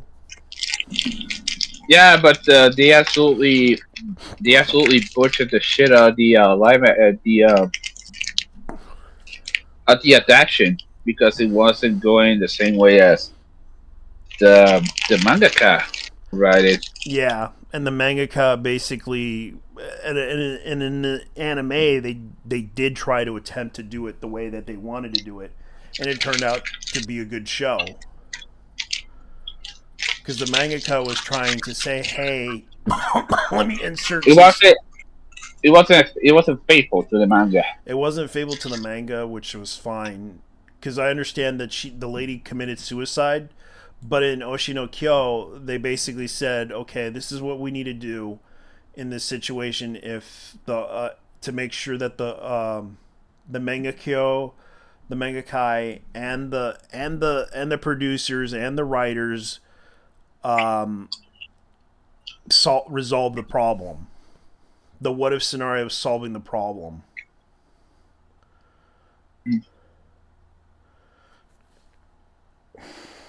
They ended up throwing her under a bus, though. Yeah, that's what happened, and she committed suicide because of it. And of course, they found out there wasn't much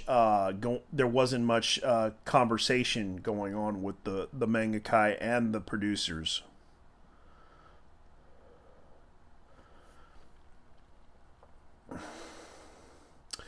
So Ninja Scrolls is going into theaters on September 30th. So they're going to re-release Ninja Scroll the motion picture in theaters, which the voice actress that did Ghost in the Shell passed away, which we did talk about last time. I guess they're going to try to re-release this in theaters because what's her name played the role of Atsuko Tanaka. Also, Atsuko Tanaka. She was in this as the Konichi who had the poison. I forgot her character's name. Let me look it up.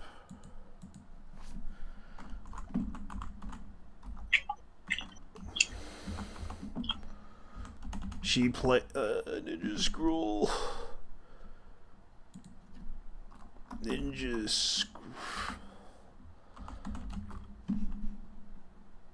1993, which I did buy from manga on VHS. I never watched the series, to be honest with you guys. I only watched the movie. So Emi Shinohara as Kagero. Oh yeah, Emi Shinohara. Yeah, she did die. All right. Yeah, so Emi Shinohara passed away, and I guess they decided to do this just to, to say goodbye to her. Because she did die. Because spoiler alert, if you never watched Ninja Scroll, Kira passed away. Kagero. Kagero or Kagado. I apologize. Kagero. Yeah, Kagero. Wow. Kagero, sorry. Kagero. She basically passed away in that movie. Dying for someone she really loved. Huh. So yeah, that's the irony of that anime.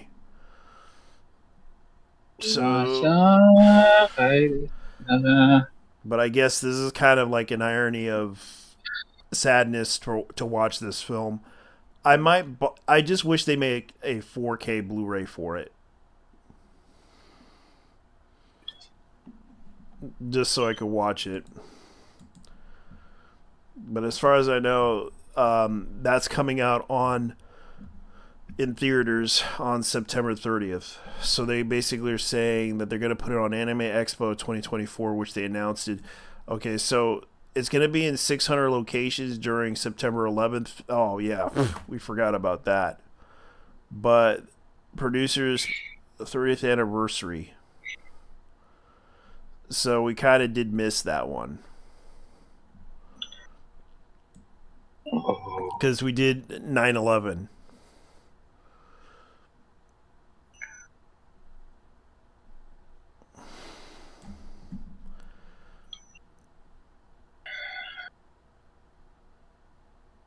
Yeah, so High Dive is going to probably be simulcasting this thing. Let me look at the simulcast stuff that they have. I accept all the cookies. Yep, they got the new release of the new episode of Season 1 of Plus Size Elf. I gotta watch that one, Plus Size Elf, because it's educational.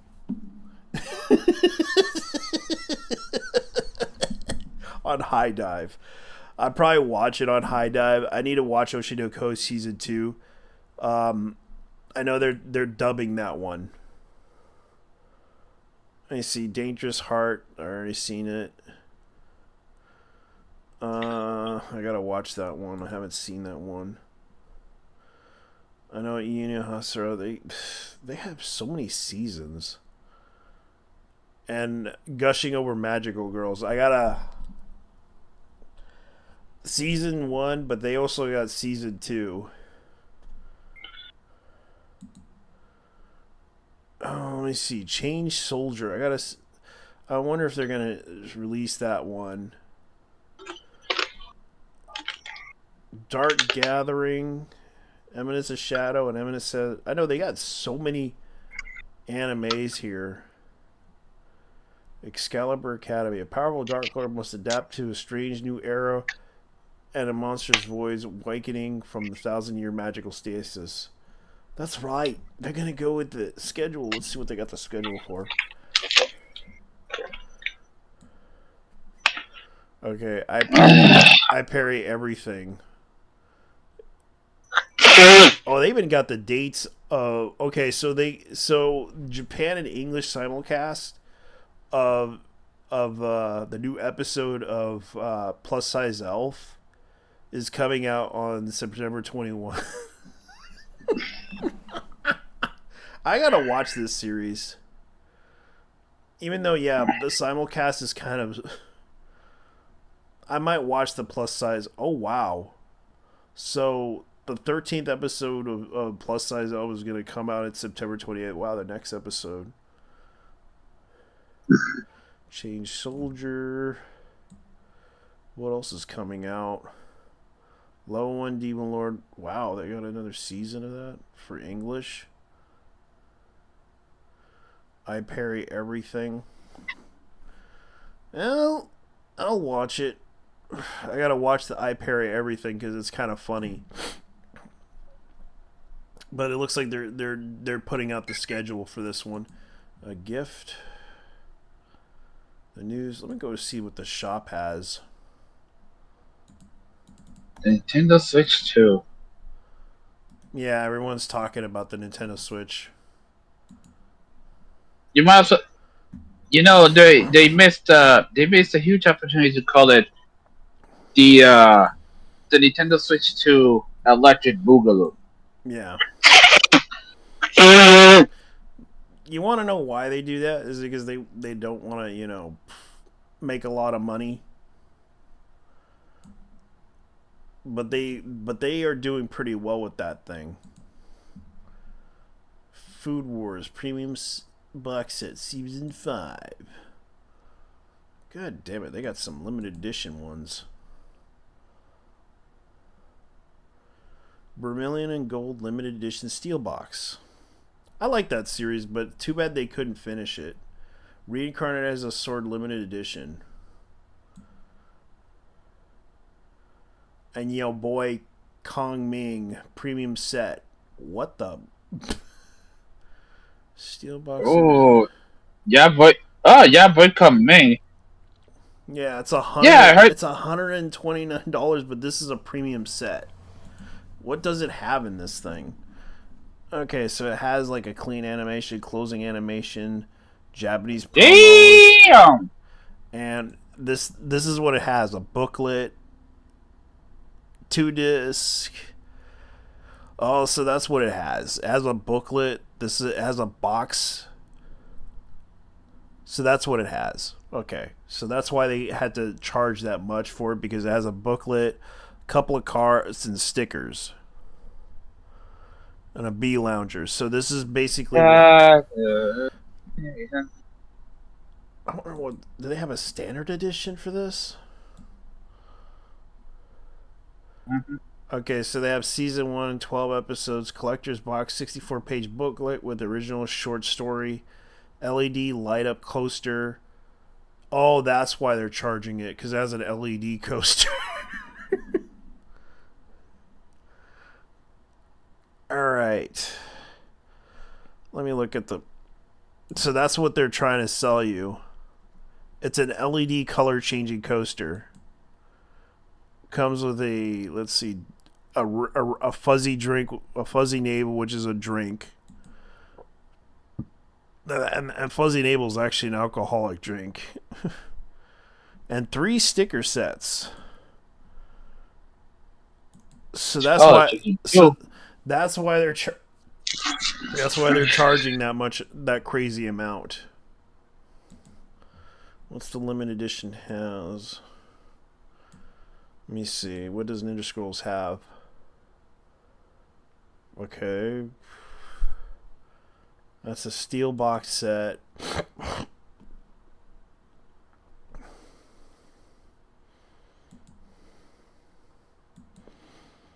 Yeah, I want to buy this one, but it's like $45 for a movie. Peter Grill's Philosopher of Time Super Extra Season 2 Complete Edition, Complete Collection.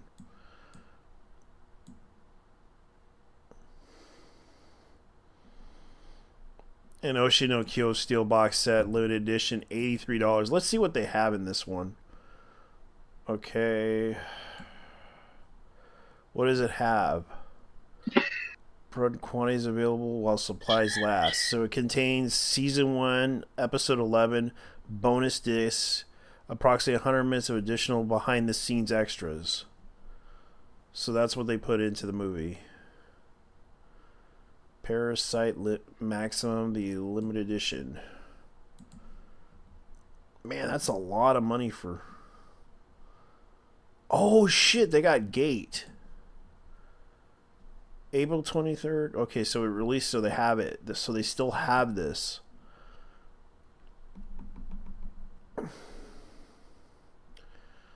Okay, so they're reselling Gate. Vinland Saga Season 1. High School of the Dead. Complete steel box. So this is a steel box edition of it. And... Release Spicy Premium Box Set. Spicy. Spacey. Alright. So what do you think?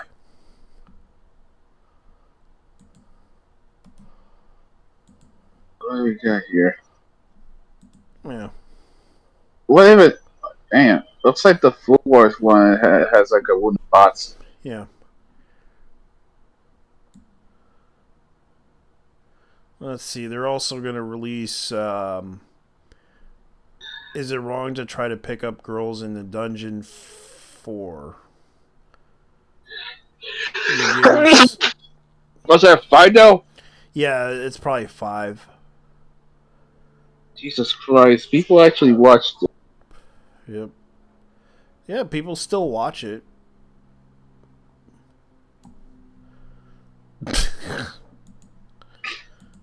That's funny. Alright, regarding the Cyberpunk anime, if it's not made by Trigger, it ain't shit. I think Trigger kind of did put them on the map. Yeah, well, they need to do it again.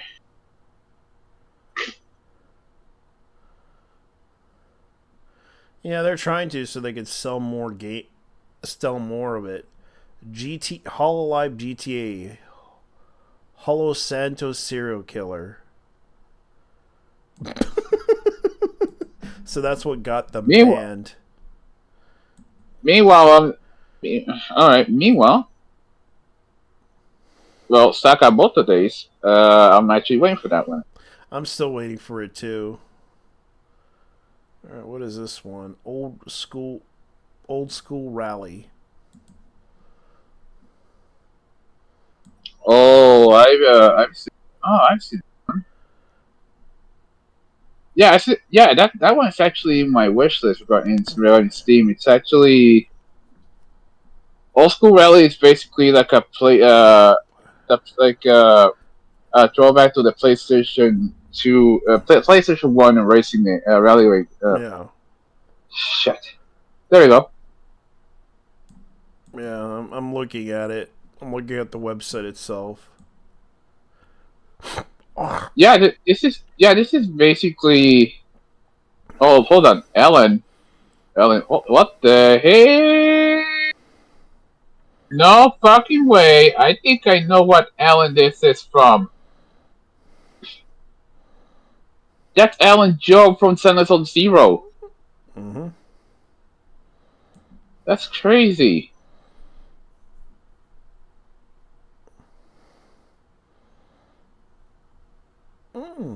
That's interesting. Yeah, this is basically a throwback to games like Colin McRae Rally and Need for Speed Rally besides Richard Benz Rally. Yeah. And that one's actually on my wish list too. Let me see. And here's the thing. Unfortunately. Oh God. Damn, girl. Yeah, unfortunately, race games cannot peat. You heard about what Dragon Age Vilgard did, right?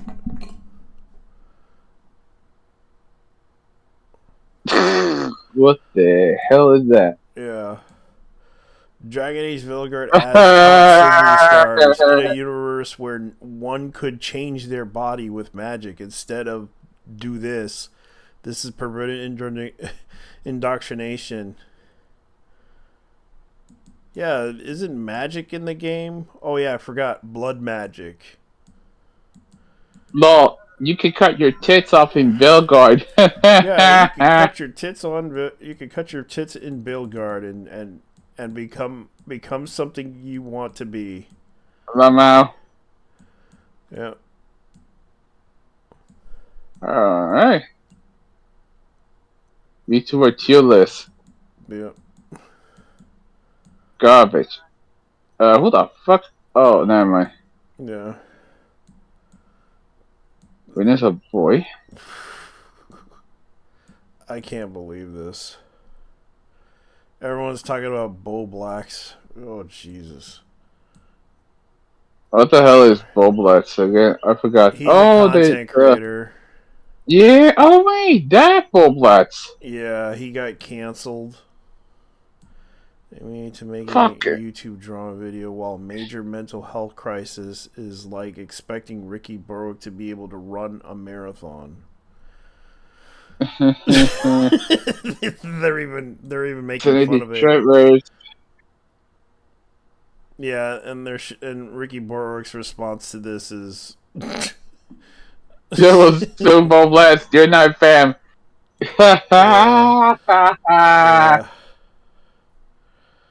Yeah, Boblex lost to the tip. We may not see eye to eye on a lot of things, and things may have ended poorly between us all, but it was nice to take a brief trip down memory lane tonight. Long live RFC. Yeah, well, RFC, I don't think he deserved to be banned. But we tried to warn him about a certain content creator, and that content creator got screwed. RFC,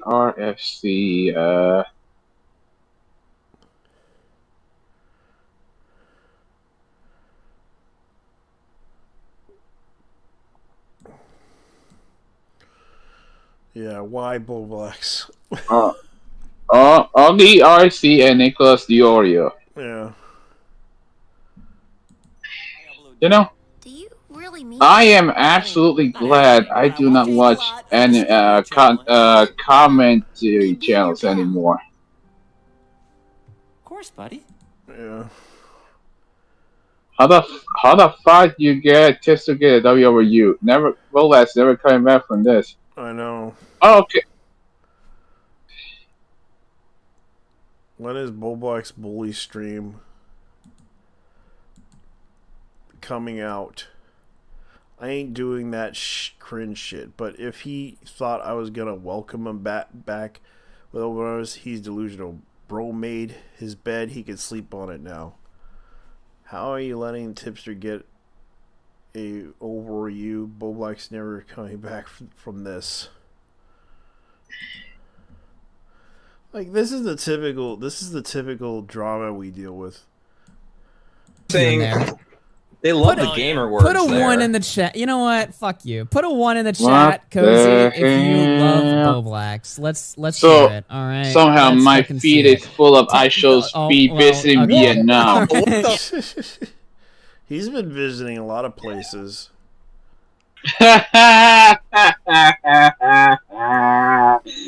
They're giving him like childhood pictures and shit. Yeah.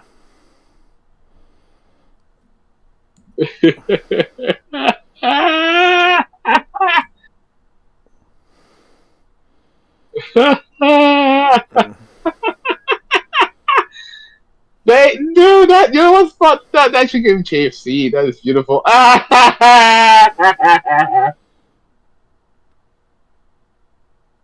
I show speed in Vietnam. That's fucking crazy. Oh! Yeah.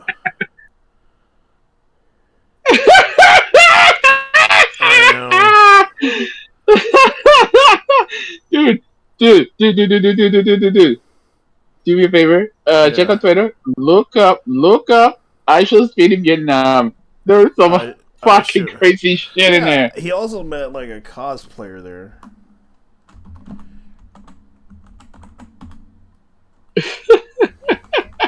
They gave this dude fucking KFC for and everything. That is hilarious.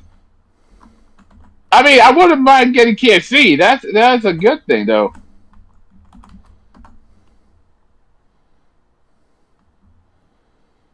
Yeah, he was hanging out with, surrounded by a whole crowd of fans of Vietnam. Speed is in shock. Yeah, they were surrounding him. Damn, that reminds me of that time he went to, He's doing a world tour, and plus he went to the Gumball. He's driving Lamborghini from Vietnam to Singapore in the year of the Gumball 3000 rally. Oh, the Gumball rally. Yep. Okay. I wish him the best of luck with it, because I know he's just aiming to do this. Let me see, what is he doing now? Oh, well, he did flip, but he lost his crown, but they gave it back to him. Yep, he definitely deserves that crown. He impresses people. Oh, that one. Oh, that's the one where he's inside a car. Yeah. Let me see what the one where he got chicken. Yeah, that's the one above the one where he has a crown. Yeah.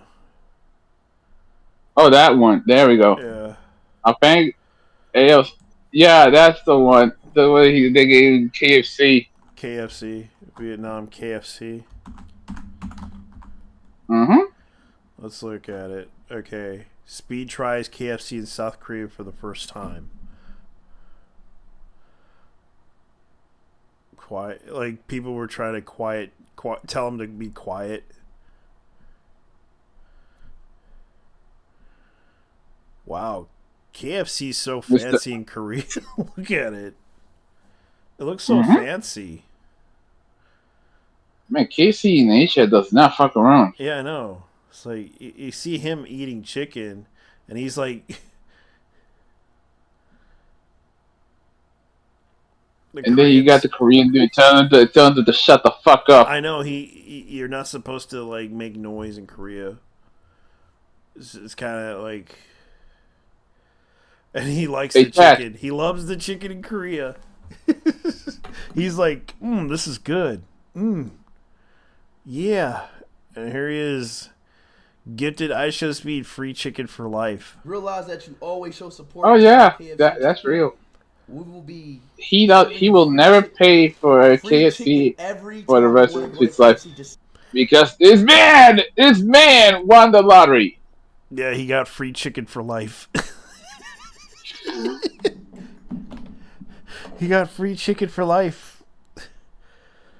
That's the thing. Like, he'll never stop eating that chicken. Like, let's look at it this way. He went to Northern Ireland. He got chicken. It's on the road. Why is Ireland chicken actually good? Y'all just gonna stare at me eating chicken, bro? I got you a drink after, bro. Thank you. All right, one more bite. One more bite. That's it.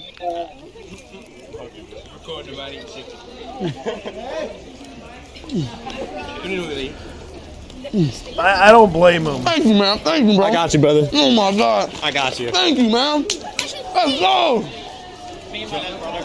Oh my. How good is that? Oh my God. That's good. Yeah, he likes that chicken. He likes that chicken. Kentucky Fried Tears of the Kingdom player wins 10,000 KFC trophy.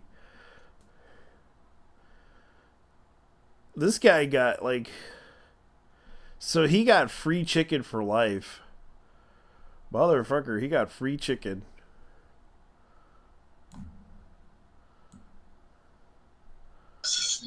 When will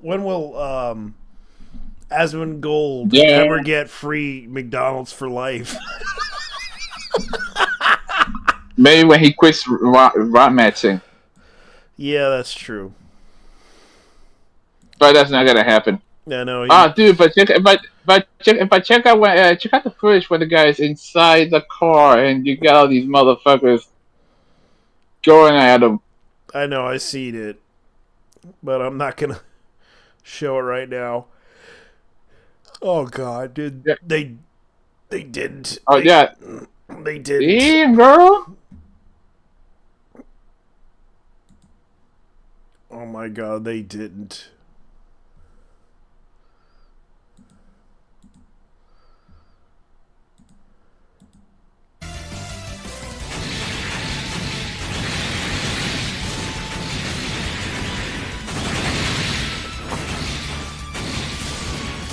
Wait a minute, is that?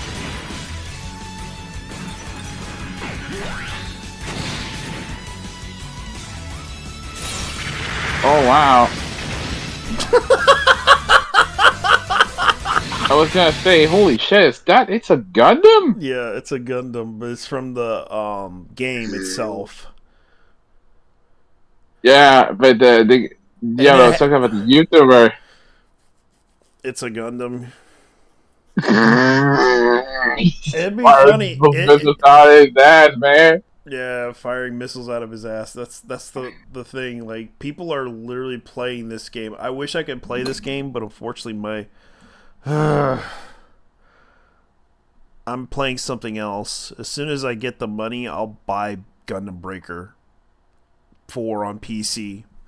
Because considering people really like this game. Like, this game is literally... Gundam Breaker is actually literally a good game. I legit don't know what to think of Visual Speed, to be honest. Well, the fact that by merit alone, he earned his audience. But the funny thing is, Twitch does not promote him because they hate black people.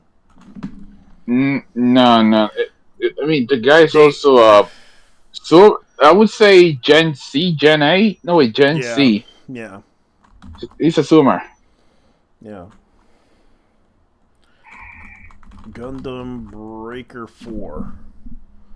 But the problem with this game is that it has like the seasonal pass thing.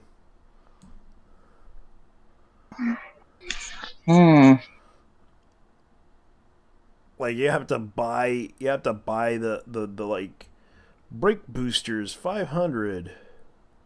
All this for 50s. Huh. So it ends out that Visual Speed is not gay. Yeah, he's not gay. He's super straight. He said it.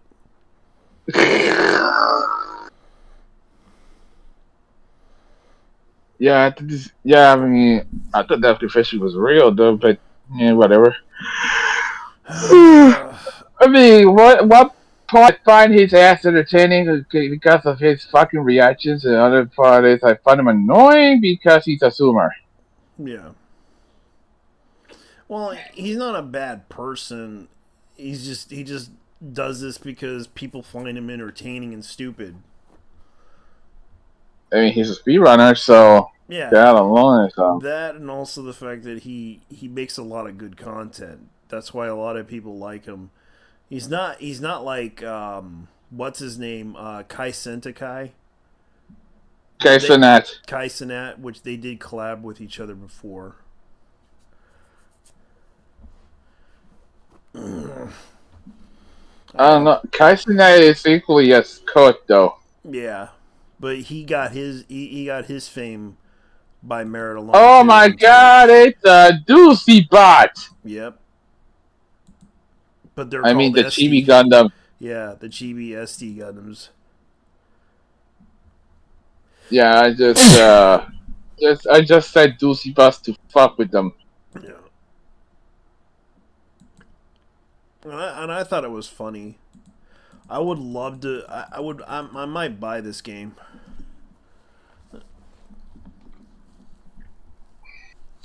But right now, I gotta put money into gas and all that other shit. I gotta pick up my computer. I wonder if I could pick it up tomorrow or I could pick it up on Monday. Well, you better do it now and see how well it works. But yeah, because they told me that it hasn't shut down. It hasn't shut down. Mm-hmm. They ended up switching the SATA hard drive with the newer one, an SSD. An SSD, yeah, sounds about right. 2 terabytes SSD. So I'm looking at $165. That's not bad. In total. No, wait, it's $100. The $65 came from $5 for a cable. Mm-hmm.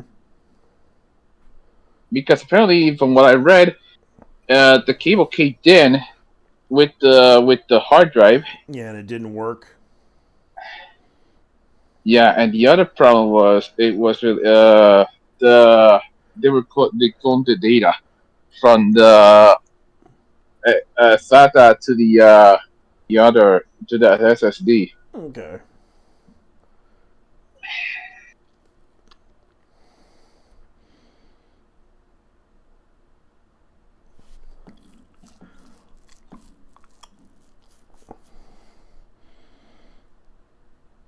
I asked them if the GPU was actually broken. Yeah. Guess what? What? It wasn't. It wasn't that issue. It was something else. I asked if there was a PSU. Oh, PSU meaning the power supply. Yeah, I asked them to give it the old torture test for the GPU, because sometimes when the GPU, when I'm trying to load something really heavy when it comes to 3D, mm-hmm. the screen the screen itself actually turns black. Yeah. Yeah, it could be that there is something wrong with it. That could be the connection issue of the screen, or there's a compatibility issue with your monitor. I mean, I did buy a monitor that has a refresh rate of 75 hertz. It can't be that. Yeah, it can't be that. So I was playing this shit on an old TV. And it's an old TV? No, I was playing on an old flat screen TV before.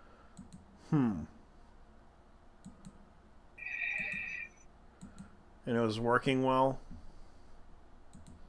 No. Not at all. Alright.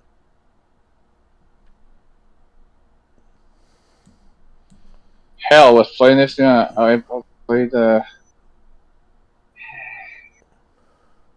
this point, I kind of give up.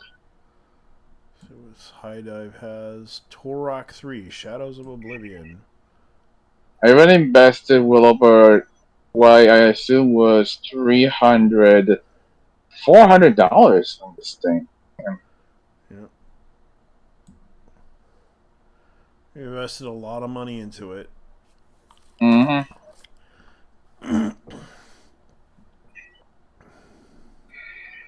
Turok. Man, they're having a sale. Jesus Christ. PO as in pissed off. Mm. That bad, huh? I legit don't know what the hell was it. If it ends up it was a hard drive issue, oh damn. Maybe that would have been it. Yeah. I'm gonna go there and pick up something. Bring a controller, and I'm gonna give this thing the beans. Okay. I told them I'm gonna test the damn thing over there, so they can be witnesses. I'm gonna play that there, so they can be witnesses. So they could be witnesses to see if it works or not. Well, Yeah, to see the damn thing. Okay, so you might need to try out a game, see if it works. Any game on your computer that you have, ask them if it's okay if I download from the, and then test it out over here to see if it works. It could be the card itself, or it could be something else. All right. Because I let you get it because the damn thing at the PSU has barely been used at all. Yeah.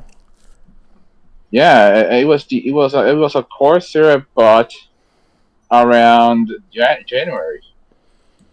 Jeez, they made a meta. Yeah, it's a Corsair. Meta B of Tenero Iki, but I put a bunch of us recreating the head. That's funny. This guy did. Yeah, he made like a Gundam, like a Metabot. Yeah, for Metabot. I thought it's kind of cool. That's not even creative. Like even the Street Fighter one, I thought it was funny. Like these people are literally making these things.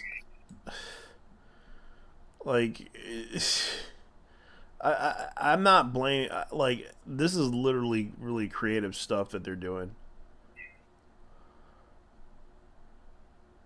Yeah, and everyone's talking about the Palworld situation in Japan too.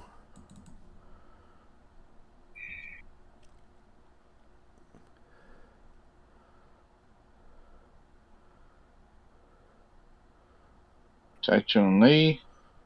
Yeah.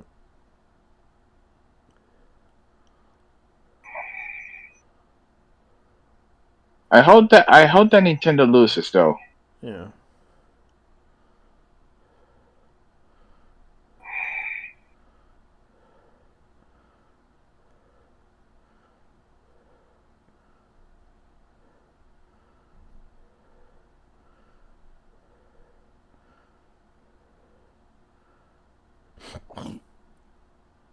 You never know.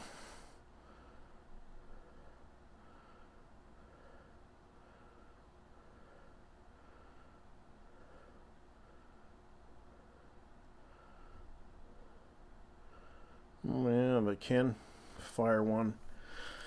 Oh man, it can fire while I'm in combat mode.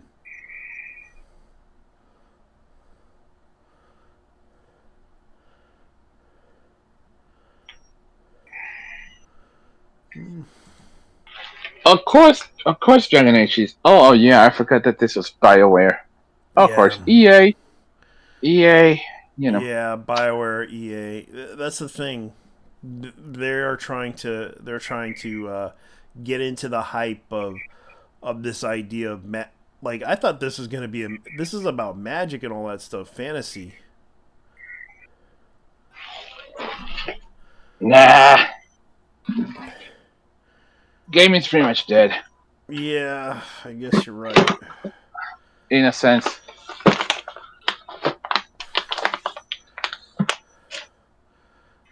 Honestly, they get what we deserve what happens. We deserve what we get. Yeah. Okay, anymore.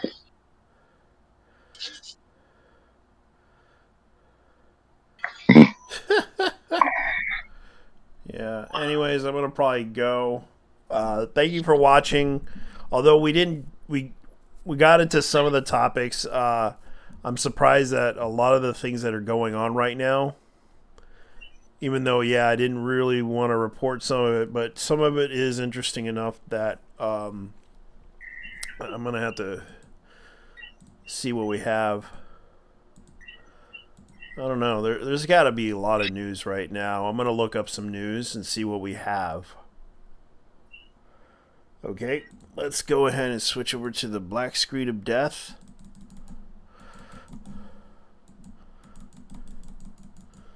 All right. The black screen of death. There we go. With the hamburger. Oh no. I'm gonna go ahead and look up some more. Yeah, hamburgers.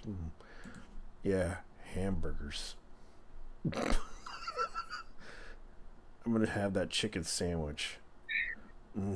Yeah, chicken sandwich. Okay, man. The chicken sandwich from McDonald's. Tastes so good.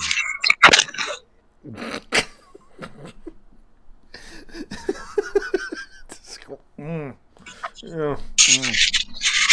So good.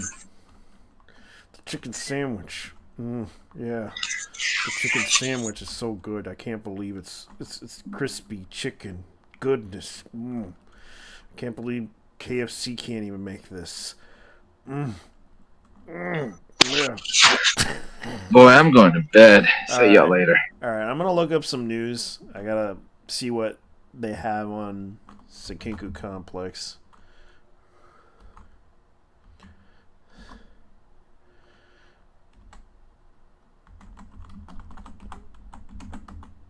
Because I gotta look up the news on this one.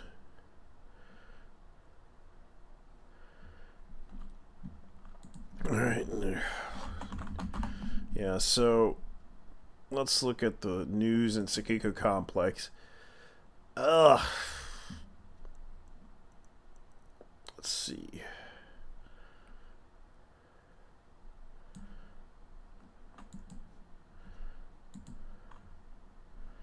Yeah, so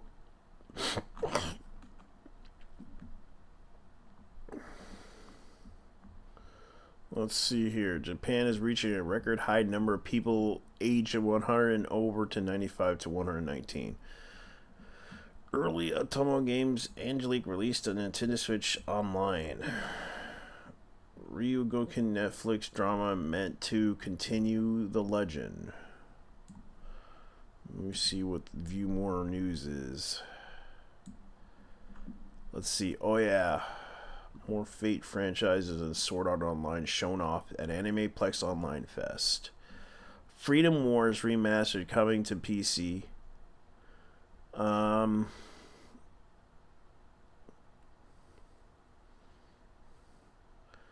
Final Fantasy producer on PC mods don't install anything offensive or inappropriate.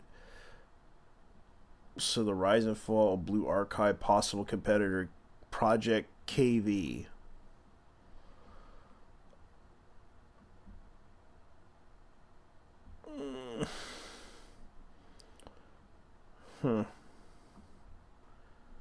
Anyways, I'm gonna probably end this. Anyways, guys, you have a good night. Thank you for watching. I gotta get out of here. This is pretty much what's going on right now. You can. Oh, dude, I forgot to give you this. What? It's on YouTube Shilling. YouTube Shilling? Yeah. Alright, let's see what we got on YouTube Shilling. Yeah, I saw this today and I thought, yeah. If I saw it, you had to as well. Windows Pro does. Alright. Let me look it up.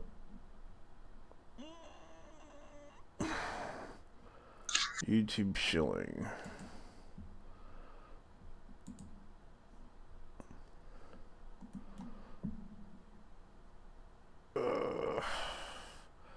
Mr. Beast, Scooby-Doo.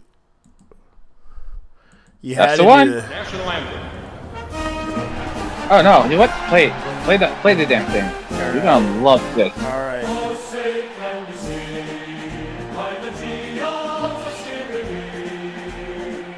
What the dog doing? Don't break this new extreme. We shall stand by hand in hand. That can't be who I think it is. For the prisoner is among us, among us all United States, united based, from tilted towers to blade. Cocomel and Grimacing. Mr. Beast made a mistake. Will we get an apology before the 6th GTA? Or will he follow in the footsteps of Trey? The Sigma, tick-tick-tock, get better. Joe Biden, was that you? Is this what you play? Hawk to one, my aura is best. Don't mess with Ohio, or we'll raise the fallow. Learn a Sigma, thinks I should get a job. You're a beta, I'm an alpha. Go outside and touch some grass. My French sniper wolf has found your treasure ass. Yeah, one more time and she'll kick your behind. I slice and that to Dennis, baby, mom. Every done, I shall speak Ryan Garcia, Logan Paul. Stick out your GI for the soldiers who died in the fight. To defend our nation from banning Fortnite. Banning Fortnite.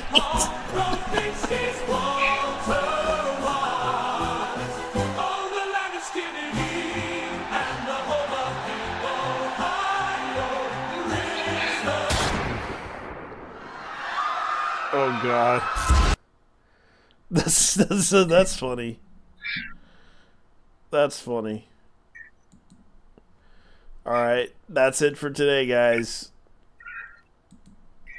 We're out. Have a good night. Truly, the most skibidi of anthems. Yeah.